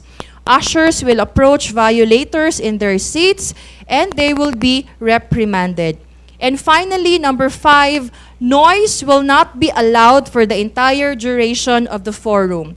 Those who disturb the session will be reprimanded and may be asked politely to leave the hall as needed. I hope the ground rules and mechanics are clear. With that being said, magklaruhay ta. Again, welcome and maayong pag-abot sa University of San Carlos. Vote champ, clean, honest, accurate, meaningful, and peaceful elections. And don't forget, vote for good governance. Daghang salamat. Thank Thank you. Miss Wallet. I like her acronym, no? The CHAMP. Yeah. Clean, honest, so tong A gani. Accurate, Accurate. meaningful, and peaceful. I like that. So, having said all of those there on the big screen, klaro haita, klaro, di ba? The bugsay is the symbol of Mega Cebu. It's our icon, okay? And apart from the fact that Cebu is an island and the Philippines is an archipelago with many islands, we espouse the Bugsay principle in Mega Cebu, meaning to say, if everyone, all the LGUs, all the business, the business sector, the academe, the different sectors will just hold on to their Bugsay and paddle together in the same direction, we will get to our destination faster. So when we say, when we say bugsay, when we say nga mo bugsay ta, like in Dragon Boat, di ba mo makadaog sa Dragon Boat kung dili mo magkahiusa, paspas gyud siya in the same nga kanang cadence, the same, you listen to the beat of the drum mo na sa Dragon Boat, no? Yeah. Paspas kay maabot, dili pwede nga ang uban sukwahi ang ilang pagbugsay. Ang uban pa doon sa wala, ang uban pa dulo sa tuo.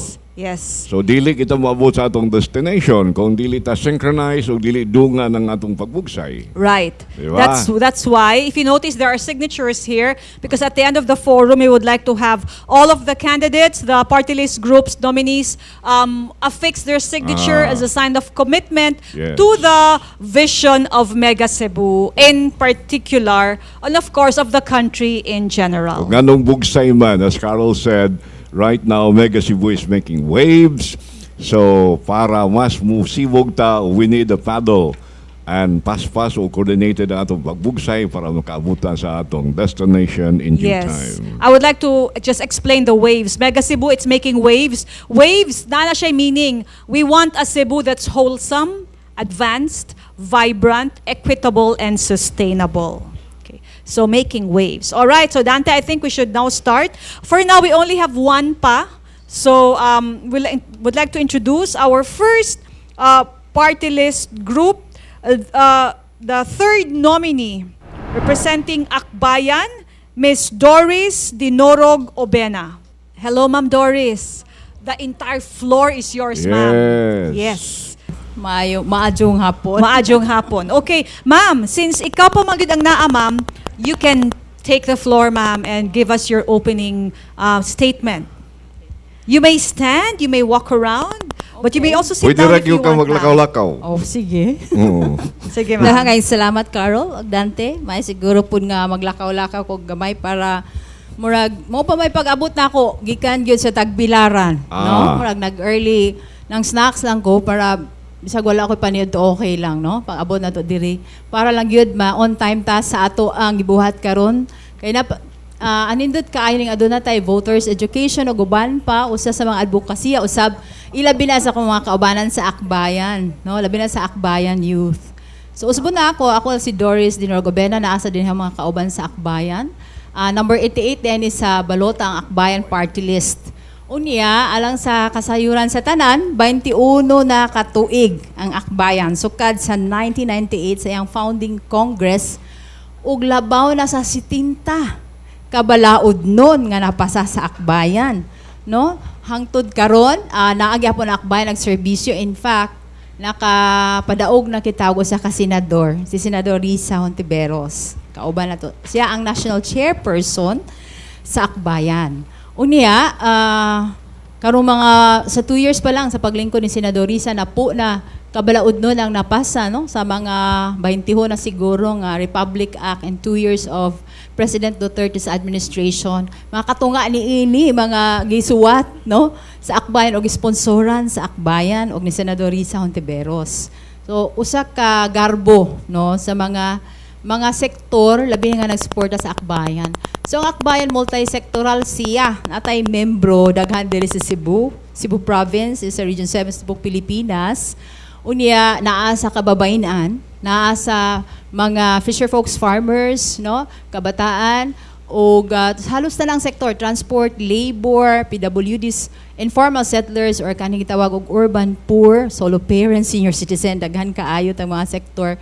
So multi-sectoral siya, isip usab ka national political party, mass-based party, ug naaasad siya sa party list. Unya, ang Akbayan, no, usa ka ning tuo sa mga prinsipyo nga gitawag og demokrasya, kaangayan, pagkamakitawhanon, feminista nga mga prinsipyo, mga environmentalism ug internationalism. Busa karong piniliay, no? karon nga 2019 elections ang ato pagdaghan na nagnapasa no, pero daghan pa ta gustong buhaton. Unang-una nagyud ni ana ang pagpabarato unta sa pagkaon o pagdili pagpataas sa presyo sa ato mga palaliton, no? Kinahanglan nato i-review ang train law nga gikan sa 11 ang presyo sa gamay nga sardinas karon hapit na 20 pesos, na doble na. Ang presyo sa labi na sa amo sa buhol no, tag 100 sa una ang kilo sa isda karon 200 300 na. 100 to 200% increase ang presyo sa mga pagkaon. Og It's okay. okay. Wala man po Privilege of being alone. Okay. So nindot kaayo ni atong pribilehiyo karong palisa. So una gyud baratong pagkaon. 'Di ba? Unya ikaduha, ilabi na gayod disenteng trabaho. O kanang apila ni ana sa disenteng trabaho nga adunay nindot nga edukasyon, quality education sa atong mga kabataan. O ning suporta gani ang akbayan sa free education law, no, sa mga main sponsors and author kauban ni Senador Bam Aquino. Ug usab ikatulo nga main platform karong 2019 election gawas sa pagpadayon sa ubang pa mga agenda sa akbayan, mao ang luwas or safety o healthy nga mga pamilyang Pilipino. Busa dili lang ang akbayan aktivista nga sigig reklamo, kundi ang akbayan aktivista nga adunay aksyon og solusyon. Mao kana ang 88 Akbayan Party List. Okay. Ma'am, you may take your seat. Ako lang ipangutana, ma'am, kining akbayan, is it an all-female party list or sagol ni babae laki? Sagol. Sagol, ma'am. All right. Pero aduna siya prinsipyo nga feminista. Busa even ang ato mga kalalakinan feminista. What do you mean by that, ma'am? Can you espouse on that? Kung saan ang prinsipyo Basically, ang ato mga kababayan kanang daghan kay tag mga naay mga tungod sa atong kultura, aduna ging wala pa inequality sa atong mga kababayan. Ug daghan ni ana nga tungod ni ana daghang mga abuso sa kababayan. Ug para nato isip mga feminista, kung unsay personal nato dapat or kinahanglan unta atong dadon sa political nga hisgutanan. So kung unsa po'y political, personal po na nato. Okay. So butang nato i-legislate or gamaan natong mga balaod nun ang unsa man nga nagpakaubos no sa mga kababayan diha sa atong komunidad. Okay. Ma'am, you mentioned earlier nga 21 years na ning akbayan. Okay. So, bali every election makasud gud mo, ma'am. Yes, Carol. Oh, and then earlier this morning we were talking about kanang percentage ko no para makasulod. So, pila man inyo ka seats nakuha last election? Last election, we had about 600,000 votes, but we only got, we are short of 60,000 to have 2 seats. So at least you had one. Yes, ma'am. Previously, we had 3 seats. Okay. And sometimes 2 seats depende Alright. lang din sa context. Okay. Depende usahay sa konteksto ana nga election. So at least dili ka mo kana bang kubaga first timers no kay naalam mo gyud mo experience gyud aning kaning election and campaigns, and so far pila na mo kabuok member ning akbayan? Are you all over the country or are you in specific nga mga locations lang? We are all over, but we have what we call bailiwicks, and Cebu and the province of Cebu and Region 7 is one of our bailiwicks or daghag membro. So entire Philippines as of this time, we are about 100,000. Would you say that it's more of the Bisaya, ang majority mga Bisaya speaking, or Sagol? Sagol, we are in the National Capital Region and in the sa Luzon usab, naa sa diri sa Visayas ug sa Mindanao. Ug Okay. pasabot wide gyud pud ang So, akbayan. well represented ang inyong... Well represented. And ang since grupo. naa naman sila murag ka na bang nakapanggamot naman gyud ni sila, so murag medyo murag luag-luag na murag assured na gyud mo ma'am no nga Medyo. makasulod mo gihapon kay naa naman gyud mo yung mga members, di ba? Ligon na ang inyong Ligon na. foundation, di ba? Nang gamot na. Oo. Actually, dahan challenges ang party list. Even our political party sa kadugay na, usana ni ana, no, ang pagpaligon sa base. Pero ang number one pag yun nga challenge sa party list is daghan kaayong wala kasabot para unsa ang party list, no? Gato sila, unsa man na uban yung calling for the abolition. In fact, para na sa tingog sa mga sektor. Unya, sa 2016 election, 50% sa party list, wala mo buta. 50% sa ning butar o presidente, wa mo butar og party list. Kaya wa sila kasabot. Wa sila kasabot og nay uban kuno pod ning butar duha tulo. Nga Ay, winning pack so sayo. usa ra man gyud butaran. The moment they vote for 3, Alright. it's already invalidated, no? Ang ilang Balik ta na ang discussion because I also wanted that clarified later on sa mga wa kasabot ug unsay kinini ang structure sa party list. In the meantime, ladies and gentlemen, let's all welcome another guest representing Ako Bisaya Party List, Mr. James Galierde. Hello, sir. Good afternoon, Mr. Welcome. Galierde. Sir, James. since ako Bisaya man, sir, mo assume jud kung kibaw kang Bisaya. Sir, so imuha ng opening statement, sir. Amo So, na- may hapon kanatong tanan, ilabi na diri sa atong mga tinunan sa Universidad sa San Carlos o gingon man sa atong mga tigtanaw na minaw karong puna ning atong forum karon. Ako nagarepresentar sa Ako Bisaya Party List, ang Bisaya nga ang party list nga nagapresentar sa Kabisayan o labi na sa mga Bisayan speaking nga mga kaigsonan nato. Ganinang buntag natay Yes. guest I from... was meaning to ask you that one. Yeah. Ganihang buntag, sir, naapod mi usa ka party list nga gi-interview ako Bisdak. Yes. Ang inyo pod ako Bisaya. Lahi na siya. Unsa man ang inyuhang difference in terms of advocacies? Siguro ang atong same sa Ako Bisdak, usa lang atong tuyo og tumong, no? Ang pagrepresentar sa atong mga kaigsunan nga mga Bisaya, ang paghatag og lig-on nga tingog sa atong mga kaigsunan Bisaya ngadto sa hawanan sa Kongreso og pagrepresentar sa tinuod nga representasyon sa mga kaigsunan nato mga Bisaya nga ang atong mga inguntang improvements unya, no, mga kalambuan ato gayon madala dinis Kabisayan, labi na diri sa atong lalawigan sa Sugbo. Specifically, sir, unsa man ang inyong advokasya? Ang atong unang gitanaw sa advokasya nato ang pagpreserbar, no, sa atong kataning atong katinuhuan sa atong kulturang Binisaya. No, ilabi na diri sa University of San Carlos nga atoon yang itap, no, ang kaning Cebuano studies diri, kundi ato gayud i-preserbar ang atong lingwahe, ang atong atong gitawag bitaw og dagas, no, sa pinulungang Binisaya, no. So mao na nga sa pagtuyok-tuyok nako sa mga kaigsuon sa ato mga igsuon mga probinsyang Bisaya, daghan pa di ta, no, nga angayan gayud nato nga i-preserba pinaagi sa Ako Bisaya Party List ang pinulungan nga Binisaya, no, dito sa Bohol, ang maing hapon dito nila maayong palis, no. So usa na nga nawagtang mo na nga gayod nga usa na sa atong tun-an sa ato Ako Bisaya Party List ang pagpreserba sa kultura og lingwaheng Binisaya. Mao ba? Abi na ko og ang maayong hapon dito kay maadyong hapon. Palis di ay taga Bohol ni siya, sir. Palis, ma'am? Palis di pa palis udto. Just to clarify, Udto? ang palis is the earlier part of the afternoon. And then the hapon is in later part, but hapon is the general word. of hapon. Pero ang palis, specific na siya nga, duol pa na sa ting paniod to. Ay, okay. After lunch. Na di level Yes, because I remember my grandmother said, "Oy, pangaon mo kay palis na." Akong grandparents from Duero, Bohol, and Ilongos Leyte. Same. So, Sir, my family also from, akong pamilya, gikan po sa Duero, mga Peligro. Okay.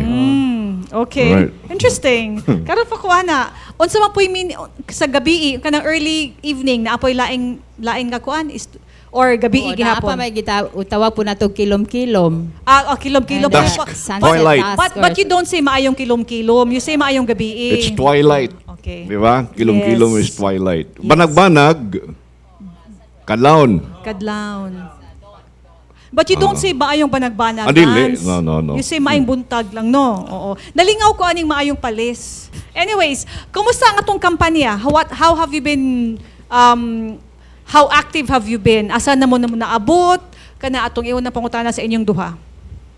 Ikaw una, ma'am. Ladies first. At tungod kay ikatulo ko nga nominee, naapo ko sa Bohol. So basically, ang ako yung nakafocus lang ko sa Bohol o sa Cebu. So mutabo ko diri kung na mga forum, especially sa mga kababayan, mga aktibidades sa mga kababayan, Unya sa Bohol karon, syempre kay Women's Month, nagtambong tag mga ubay-ubay na sad nga Women's Month celebration, mga seminar kabahin sa kababayenan og pero ang bayan gyud tungod kay grassroots man gyud ta nasa sektor dili ta daghan og pondo para sa kampanya. So ang gibuhat nato is grassroots campaign. Basically, kuan gyud touch base sa mga sektor, nakighimamat ta sa mga kababayenan og kanang sa kabaranggayan mo. Og na ang nakapabisi kinahanglan nato sa kampanya nga nagsugod pa niadtong Pebrero 12. Unsa na na-cover ninyo nga mga area so far? Unsa mga areas inyo nang na-cover na visit? All over man gyud ang base na sad sa akbayan. So ang ato lang mga membro mo pinangampanya sa ilang barangay. Gabahin-bahin mo. Oo. In her case, because she's the Yes. third nominee ko, no, focusing siya on Cebu and Dito siya, Bohol. okay. So ang first ug ang second, in the areas where they are also close. Yeah, like Congressman Tom Villarin, siya man ang naglingkod karon nga congressman. So pwede siya mo cover og the entire Philippines, pero focus pud siya sa Manila kaya adto man siya opisina og sa Mindanao. Okay. Sir James, kining ako Bisaya, ako lang i-clarify, are you covering just the Visayan area or all Bisaya speaking areas? All Bisaya speaking mga Which lugar. also means like sa Mindanao Na, po, Mindanao kung Bisaya area, speaking. dito tag Misamis na. Okay. Muni ang kalahi sa ilaha because earlier, ang katong ako Bisdak, sa akong Bisaya ra. understanding, it's the entire Visayan island, no? Visayan island. Ang Mindanao, even if Bisaya speaking, sa akong understanding, dili appeal kay, dili naman na siya part of the Visayas. But in your case, all Bisaya speaking. Ang atong gi-cover ang tanan nga mga Bisaya, no? so Waray, Hilonggo, kay, Walanon, Cebuano. Even Butuan, which speaks Bisaya, Yes, right? majority naman po sa tao sa Mindanao nga mga Bisaya speaking, gikan man jud sa diri sa Visayas. Ang dito tag Davao, kasagaran sa tao dito, gikan sa Cebu, gikan sa Bohol, no? At pupunta og Zamboanga, gikan pod sa Negros Oriental area.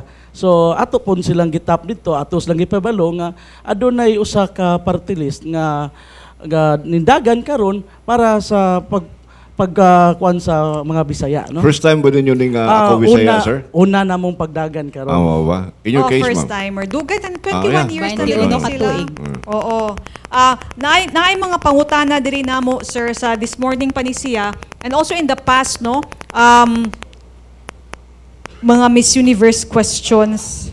Okay. Ako lang ipangutana ninyo una. Are you in favor of restoring the death penalty? First and foremost, ang akbayan is a humanist. Isa sa mga core principles sa akbayan is humanism. Pagka makitawhanon o dili kita o yun sa restoration of the death penalty. Gawas pa nga tungod sa problema nato sa atong justice system, problematic kaayo. Aduna tay masayop unya kasagaran unya ani mga pobre. So tungod kay ang atong hustisya kinahanglan pagid ni og kanang og dili maayo mong abogado, posible ka mapildi sa imong kaso. So kinahanglan to ipalig-on pa ang atong justice system. Gawas pa ni ana dili gyud ta pabor nga kaning pagpatay, no? Kay anyway naman tay life sentence pero kaning pagpatay wala ta mo yun sama sa baruganan usab sa atong simbahan. Okay. Ikaw, Sir James, unsay stance sa ako Bisaya on death penalty? Sa death penalty, nimpaborta, no? Sa death penalty on heinous crime, no? Sa drogas o labi na diri sa kanang rape, no, cases. So labi na ito nahitabo sa Lapu-Lapu. Christine, So sa ang atong party list, nimpabor jud ta atong gikuha ang pulso sa atong mga membro kay member-based man pud ni atong grupo. So majority sa atong membro sa party list gasuporta jud sila nga ibalik ang death penalty. Okay, if only it to be a deterrent, no, to committing crimes, I guess. Okay, usapod ka pangutana in the past forum, no, kay unsay inyuhang stand sa legalization of marijuana, medical marijuana? Adunay proposed law si Senator Risa Ontiveros og ang akbayan. Mas community-based siya. Ug ang kabahin sa medical marijuana usa lang na siya sa component sa ato ang solusyon ng problema, no?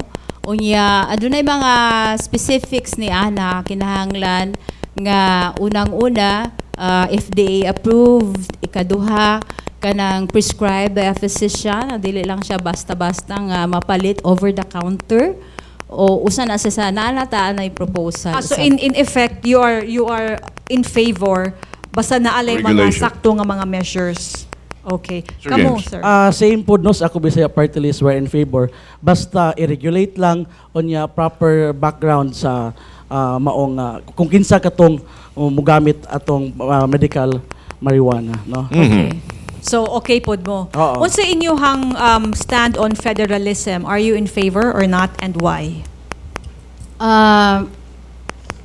Ang una gid ana, syempre in principle maayang federalismo, maayo na siya mga example sa Europe ug uban pa, even to Germany pananglitan.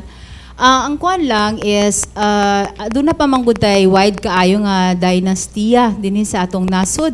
Unya adunay may studies nga the fatter the dynasty, the deeper the dynasty, the poorer the province. And while ingana pa ang sitwasyon, dako pa pud ang inequality, maglisod pag magfederalismo kay kung magfederalismo ta, unang-una ni ana kanang ang ilang dynasty pananglitan mosamot sila kaligon, mosamot og magpabilin pagid na siya nya, mosamot ka pobre ang atong nasod kay mo man ang study no, the fatter the dynasty, the poorer the province. So, supak. Supak. Ilabi na sa kababayan-an nga daghan na kaayo tag kanang kadaugan. By the way, Happy Women's Month natong tanang mga kababayan-an. Daghan na tag kadaugan para sa kababayan-an ug magfederalismo ta mo balik unya ta sa advokasya na sa kada region or kada federal state. So, in other words, you're not in favor. As of the moment. Supak Okay. sila. Ako Bisaya, sir. Ang ako Bisaya, okay Miss Federalismo basta ipasar ng anti-dynasty bill. Okay. Kinahanglan jud na mawagtang na ang dinastiya sa politika. Kay kung kontrolado dihapon sa pipila ka pamilya ang usa ka federal nga lugar, wala dihapon siya sakto og tukma nga kalambuan. Okay, mahitabo man gud karon kung ang bana mayor ini-command sa iyang 3 terms, ang asawa mo dagan. Kung sa asawa, anak. Puli-puli lang. Magpuli-puli, di ba gani ang anak? So, siguro, in example of kanang anti-dynasty bill, inyong ipapasadiha nga murag after your 3 terms, wala na parihag apelido ang makadagan pa, ingon ana? Siguro ato nang tagaan pagtuon maayo no. Ang importante nga ang immediate family wala na joy dapat unta nga mosunod. Dili na unta mo sunod. Oh. Pero mao lagi dihapon ang kapait lang god. Kaya mismo ang mga tawo mao manggoy magbalik-balik og butar sa maong mga politiko, mao nay kadakong pait jud nato kay matinta dihapon sa tinagingting og sa kinang sa kwarta ang mga tao. Kinahanglan jud ang importansya, ang pagkaklaro sa gitawag nato og pag-edukar sa ato mga kaigsuonan. Pero og nanay balaod nga dili pwedeng mudagan ang parihag apelido or parente, wa na po'y mabutar kay na may balaod. Kay wa na may mudagan. Siguro. Pero naman ko'y uban nga maro jud kani pamulitika god na po'y maro aning pamulitika no. Ang uban magbanag asawa gay maglingkod, ang apelido niya sa pagkadaga Mo'y dadon. mo iyang dadon para dili sila magkasave. Pero ilahan man nga Pero mag-asawa. klaro, ma'am, Klaro sir. kaayo. Siguro mo na nga ato yung pangusgan, ato yung istriktohon ang mga umaabot pa nga balaod nun. Kada Labi na. bang magbaylo-baylo, karon ako mayor, si Carol may akong vice. Oo. Sa sunod eleksyon, si Carol magmayor, ako na say vice. O maunip kapait. Kanang sa anti-dynasty, nanatay provision sa suksok ang Akbayan Youth diha sa SK Reform Law. No nga katubit tong kapilang degree of consanguinity, dili na pwede mo lansad ni nga candidate sa SK. So nanatay example ana pero na pa sa SK or sa mga kabataan pa lamang nga kanang degree of consanguinity or affinity ang basihan siya pila ka degree of consanguinity. I think that is what they should be focusing on, no, nga ma-apply pud sa kanang di lang kay sa SK but sa mga ato sa mga local officials, sa tanang posisyon. Pero ang mga ang sa congressman god kung walay mo suportaan na di po na mapasa. Kay laban pud mga congressman pud Family oriented. family man pud na sila, no. So mo ni ato panghingusgan nga malusot kay nang balaod. Okay. Usa pa ka pangutana, this is a Mega Cebu issue. Okay? Because in Mega Cebu, we tackle mga transboundary issues on traffic, flooding, okay? And akong pangutana, unsa man kaha ang inyo makitang solusyon sa atong nagkagrabe nga traffic? I know in Bohol wa pay traffic, ma'am. Pero in Cebu, traffic is grabe na gyud. Ikaw una akong pangutana, Sir James, kay taga Cebu magyud ka. Unsa ka ang solusyon sa kung mahimo na gid mong party list, unsa kay mahimo sa Ako Bisaya to help solve the traffic situation? Ang ato yung traffic situation sa Cebu nagkagrabe na jud, no. Mura na lang itod, kuwangan lang itod na to ang sakyanan. Siguro moparehas siguro ta sa ubang nasod nga naatay gitawag og moratoriums on cars siguro, no, nga kundiin atong limitahan ang kaning daghan og malain ani, pero kinahanglan na jud niya atong i-improve ang atong public transport system. Kay kung ma-improve nato ang public transport system, mas makaminos ang atong mga kaigsunan kung musakay na lang sila sa pampubliko nga transportasyon, unya mugamay ang mga sakyanan sa dalan nga kanang mga pribado nga sakyanan nga usapod sa naka-cost sobra tungod sa kabarato na ron sa down payment sa sakyanan. Basig mga ordinaryo lang ang mga trabahante, dali na kaayo ang pagkuha og sakyanan. Wa na to gitangtangan sila sa katungod nga makakuha og hamugaway sa pagpalit or pag-acquire og usa ka pribado nga sakyanan, pero kinahanglan or ang usa sa atong proposal ana ang kaning car holiday dapat nga unay mga adlaw, no, nga dapat ang public transport system ra jud ang magdagan o kato mga emergency vehicle sa gobyerno, no. So mao na atong gitan-aw nya usapod is to improve the infrastructure, no.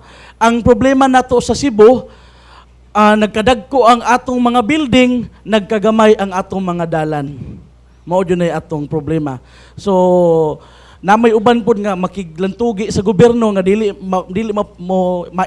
maigo sa kaning road widening, dagkong kumpanya mo sukol sa gobyerno kay dili man sad enough pod ang atong expropriation nga kantidad sa pagkuha sa gobyerno sa mga pribadong luna para gamiton sa pagpa-expand sa atong kadalanan. Pero naanay bagong balaod karon sa expropriation, sir, ha? 2017 nga market value na ang palit. At least kana murag kaysa una murag barato ra makatong palit, no. Kung Karon unsay market pag-start value na. pagpalit mo ang Yes, ang mo ay pagbayad sa gobyerno. Oo. Ma'am, sa Bohol ba may traffic na? Kung tinggawas sa opisina or tinggawas eskwelahan. So akong nakita diri sa Cebu, daghang kaayog mga bright ideas na, daghan nagkaayo mog mga proposals including the Mega Cebu, I think, na proposal.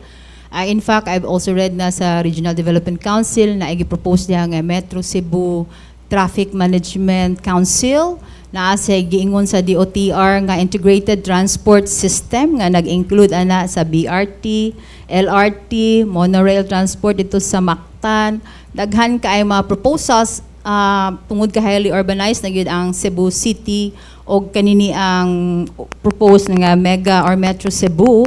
In fact, naapagay ko nabay mga nakuan na karon na implemented na nga coastal highway tungod sa inyo mga overpass, underpass na I think daghan na kayong brilliant ideas. Pero usagi pud ana kay kuan bitaw daghan kay ni anhi na gyud sa Cebu tungod sa service sector nga mo isa sa pinaka number one economic driver dinhi sa ato ang Metro Cebu or dinhi sa mga duol nga mga syudad sa Cebu. So usa pud ana gyud nga kung murag dili na to ma-approach lang nga pagpamino sa katawhan diri sa Cebu, kundi daghan unta pod mga development pa sa or mag-create daghan mga growth centers nga dili tanan na mo anhi gyud ni dapita. Murag mga ginagmay-gagmay nga growth centers on their own nga pwede dinhara sila may eskwela, dinhara sila dapita mo mga pockets of growth centers. I think usa na siya. Ug syempre mo lagi na highly urbanized city naman, so mga mass transport na dapat diri sa Cebu pod. Ma'am, do you have water shortage in Bohol? Sa pagkakaron, pag-abot na ko diri kay ang CR ko no walay tubig nga na no nay usa ka establishment diri sa duol walay tubig no. So pagkakaroon noon sa Bohol wala pa mabot sa amo sa syudad sa Tagbilaran, pero naay sa north gyud like kanang dito sa north of Bohol sama sa Ubay problema gud na ang tubig imnunon o kanang tubig para sa kanini ang mga kabasakan. Ilabi na ko ting init or El Nino magproblema gud gihapon. So naagud gihapon day tubig. I'm asking because this morning there was one party list nga katulaging he wants mga connectivity reaching out to the other islands, no? And he said that whatever resources that you have in another area pwedeng ma-share, no? So like ipaagi, so he mentioned nga na daghang tubig sa Bohol, pwede na siya i-pipe padong sa Cebu. Akong pakutanan ka nagbusugot ang Bohol. Unya karon na amade may water shortage, no? So naturally murag you would rather have your water sa dito ra sad gid sa Bohol to serve those that are not reached by the pipes like Ubay. Oh, usa na siya. Nya mo nang proposal ang Bohol nga marag integrated waterworks system ba multi-LGUs pud na siya nga plano dapat nga moy makatubag sa problema sa northern part of Luay.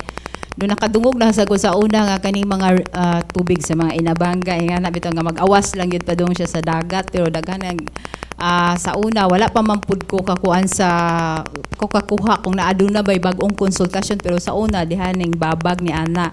In fact pero kanang giingon nila sana taytayan gikan sa Bohol padung sa Cebu murag naanay makita po nila ingon nila nga anhapod kuno ipaagi ng tubig kung naana po na nga taytayan mga ingana nga mga plano labi na sa business sector.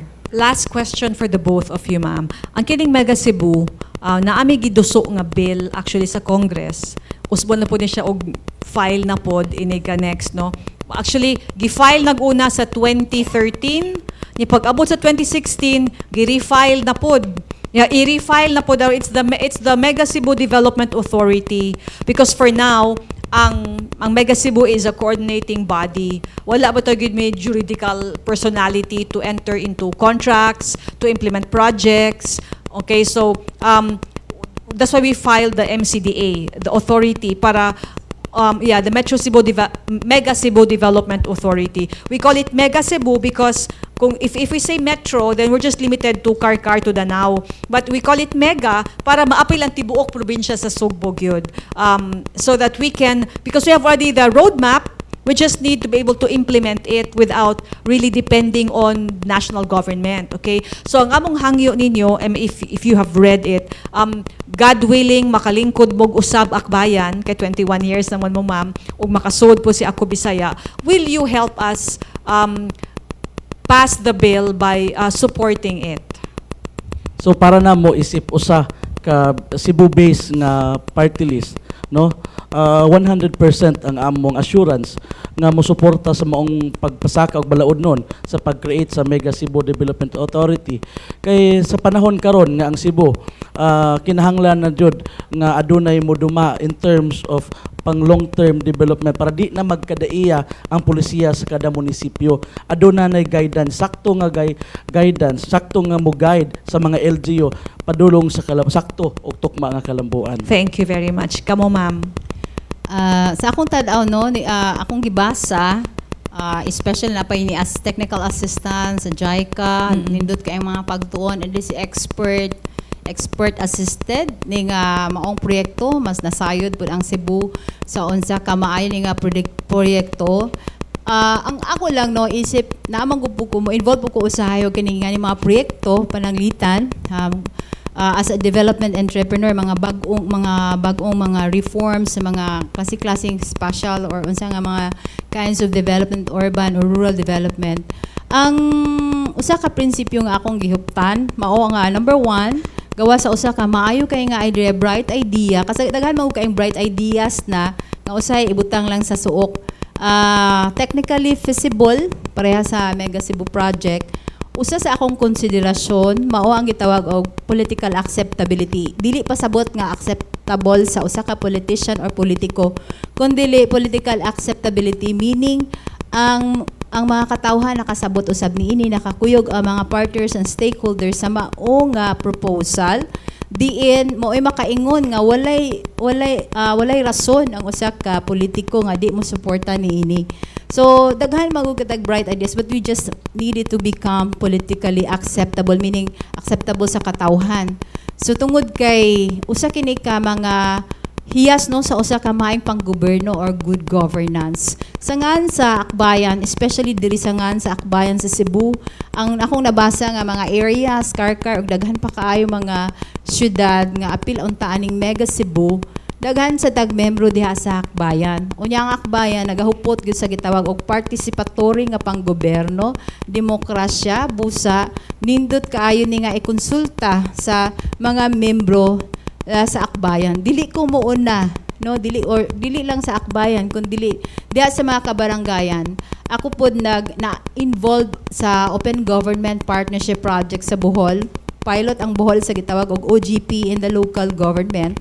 Og diha sa mga proyekto diha may pabaagi atong 2 years ago nagi-propose ni Governor Chato nga dili lang representative ang demokrasya kun dapat wide yung kaayo ang consultation nga para to make any proposal politically acceptable. Unya, so pwede na siya ipavote sa barangay level, I would think. Ipavote sa barangay level as wide as possible po na. O basta maghupot lang ta og very consultative. Ning agi man sad ni og consultative process, but yung kinahanglan jud siya nga politically acceptable sa tanan, no? Unya dili na to wadon gyud ang kay ang party list priority sad nato yang kaangayan nga madungog gyud ang tanang stakeholder pananglitan asa man kung adunay kinahanglan nga relocation sa mao nga proposal, asa man i-relocate ang atong mga urban poor or informal settlers. Natay prinsipyo og near city, in city nga kung mahimo dili siya malayo sa panginabuhian, dili malayo sa source of income, aron di usa magutom ang katawhan og ang i-relocate siya pananglitan kinahanglan kompleto gyud ang mga utilities niini. I think kana gawas pa nga ang development dapat digid na to mawala ang sa bugsay nga giingon nga gusto na tong bugsay madali ang development. Kinahanglan sa taog heart yun ni ana kasing-kasing para sa tanang katawhan nga na-involved in labi na ang mga vulnerable sectors. Salamat, Ma'am Doris. Okay, so that's about it. Yeah. We will now give you your time to make your closing statements. Wa gud maabot ang NARS o Wala. ang TUCP. So, Isa po to ni Saad ang co-op NATCO. So anyways, wala na sa panahon, no? So anyway, inyohang duhang na solo gid nga to ang panahon karon, ma'am, for your closing statements. Okay, daghang salamat Carol and Dante o sa tanan mga nag-organize ni ining atong gihimo nga forum. Appreciate yun pag-ayo sa Akbayan Party List ni maong gihatagan sad mi og higayon nga makapaambit sa mga hunahuna o sa mga plataporma sa nagkadaiyang relevant issues sa atong nasud ug especially diri sa atong rehiyon. Og hinaot pa unta no nga labi na duha naman lang pud mi dinhi og gatong ganina siguro nga ning sipot kana usad ako kanang responsibility nga motuman pud ta sa ato sa ato mga commitments kay ang atong panggobyerno kinahanglan accountability nga kung wala ta kay baon sa ilang tumong aning ubang mga nanglansad wala pud tay itingil nila, no? So wala dili ta katingil, so usagid na nga kinahanglan sayod ta widely og dili ta makalimot sa pagpili sa party list kay sa kadugayng panahon ato mga balaod nun kasagaran ni ana kung kinsay gibutaran na siya sa mga kung kinsay nakadaog sa usa ka eleksyon nga kinahanglan popularity, kinahanglan patronage. Pero daghan kaayong galisod sa Pilipinas na kinahanglan tingog diha sa ato ang panggobyerno. Ug usa na ni ana ang party list gayod nga ato yung hatagag importansya. Og kung ni-suporta ta og nintuol sa usa ka party ato gyud siyang padayon nga sa pagsuporta og hinaot dili nyo kalimtan. Number 88 ang akbayan sa balota alang sa disenteng trabaho, safe og healthy nga mga pamilyang Pilipino og disenteng trabaho sa umaabot. Daghang kayong salamat. Thank you. James. Ako Bisaya. Sa gikan sa among grupo sa Ako Bisaya Party List kami pasalamaton no sa Dante, Ma'am Carol og labi na sa mga organizers ni ining forum. No importante gayud no pag-imbitar sa amo nga mapaabot namo sa atong mga kaigsunan hilabi na sa atong mga kabatan-unan, sa atong mga estudyante ang tuyo og tumong sa usa ka grupo o sa ka party list group nga sa pagdagan o pagpapili or mukupot og usa ka posisyon dito sa Kongreso nga ipaabot ngadto sa katawhan ang tiunay o nga tuyo og tumong nya importante sad nga aduna kay palabra di honor, no? Muna nga basig late ko gikan pa sa laing lugar apan ako yung giari kay tungod importante na siya nga wa pa gani ka kalingkod di na ka musipot kana murag kuan timailhan na nga dili maayo nga timailhan nga sa usa ka grupo, no? So muna nga mao na nga importante jud na, no? Rest assured sa ato mga kaigsunan mga Bisaya nga ang ako Bisaya Party List dili siya mahimo nga membro sa Committee on Silence sa Kongreso. Daghang salamat. Okay. Nindot po na da Committee on Silence. Okay. Let's give them a big hand. Okay. And ma'am, if you'll just look sa inyong likod, ato ipakita inyong mga gipangsulti, basig na ami wa ma-capture, let us know para among ma-add. Okay? Okay. So for Akbayan, ma'am, ang isa imong agenda, reduce prices of food and goods, review the ill-timed train law, priority laws ninyo and contractualization, safe spaces law, the punish the bastos conduct, anti-discrimination law for LGBT and women, and of course you also advocate healthy families, Pantawid law, universal senior citizen pension, ban on single use of plastic, quality education, provide decent jobs, why hire foreigners as tour guides on construction workers if local talent is available. No to death penalty, no to federalism, and no to the lowering of minimum age of criminal liability. Yes to medical marijuana with safeguards. And as for the Mega Cebu Development Authority, first consult barangays about this. And progress with a heart. Ma'am Nakuha Doris. tanan, ma'am? Federalism, no to federalism without the anti-dynasty law. Okay, so basically you're okay as long as naa ang anti-dynasty law. And some other, daghan pa ba na, pero basically ka na lang usa. Alright, sige. But the rest So, okay na siya diha, tanan, yes, more or less. yes. Okay. Okay, so sa kang... Arita sa ako Bisaya. Give voice to Bisaya-speaking people in Congress. Preserve local culture and heritage. Example, religion, language, bigger budget for NHCP. Priority bill, increase wages in healthcare sector. No to entry of Chinese workers for build. Yes to death penalty for heinous crimes like rape and drug cases. Yes to medical use of marijuana with safeguards. Yes to federalism provided anti-dynasty law is passed. Traffic, car holiday to limit use of private vehicles, improve public transport system, infrastructure.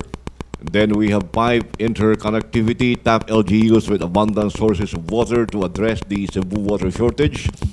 And yes to lowering minimum age of criminal responsibility. Sir James. All right. Captured an answer. Carried Okay. on? So at this point now, we'd like to have you sign the bugsay. I'll get the bugsay. Affix your signature as a show of commitment. And we would like to call on stage here. Ellie, for announcements, please. Let's give a round of applause to our party list that we have right now. This is the schedule for party list. So we have our last two scheduled for senatorial candidates next week. So these are our schedule for next week. For April 25, Monday, 1:30 p.m. in the same hall, we have Calio de Guzman from Partido Lakas, Masa. We have Attorney Jokno, Attorney Hilbay. Next, we have Tanyeda, Colmenares, Gotok on Monday. So we have 6 senatorial candidates this Monday. And for our last schedule so far, we have 3. In March 27, we have 3 candidates, namely Attorney Ernesto Aureliano, Tote Casenio, and Mr. Lothar Miniano. That will end our National Candidates Forum. Then for the month of April, we encourage the students, especially students from the Department of Political Science. We have now our gubernatorial down to the vice mayor level within Metro Cebu. See you on Monday, guys, 1:30 p.m. on the same hall, Botenbrook. Thank you, children. Thank you, and good afternoon.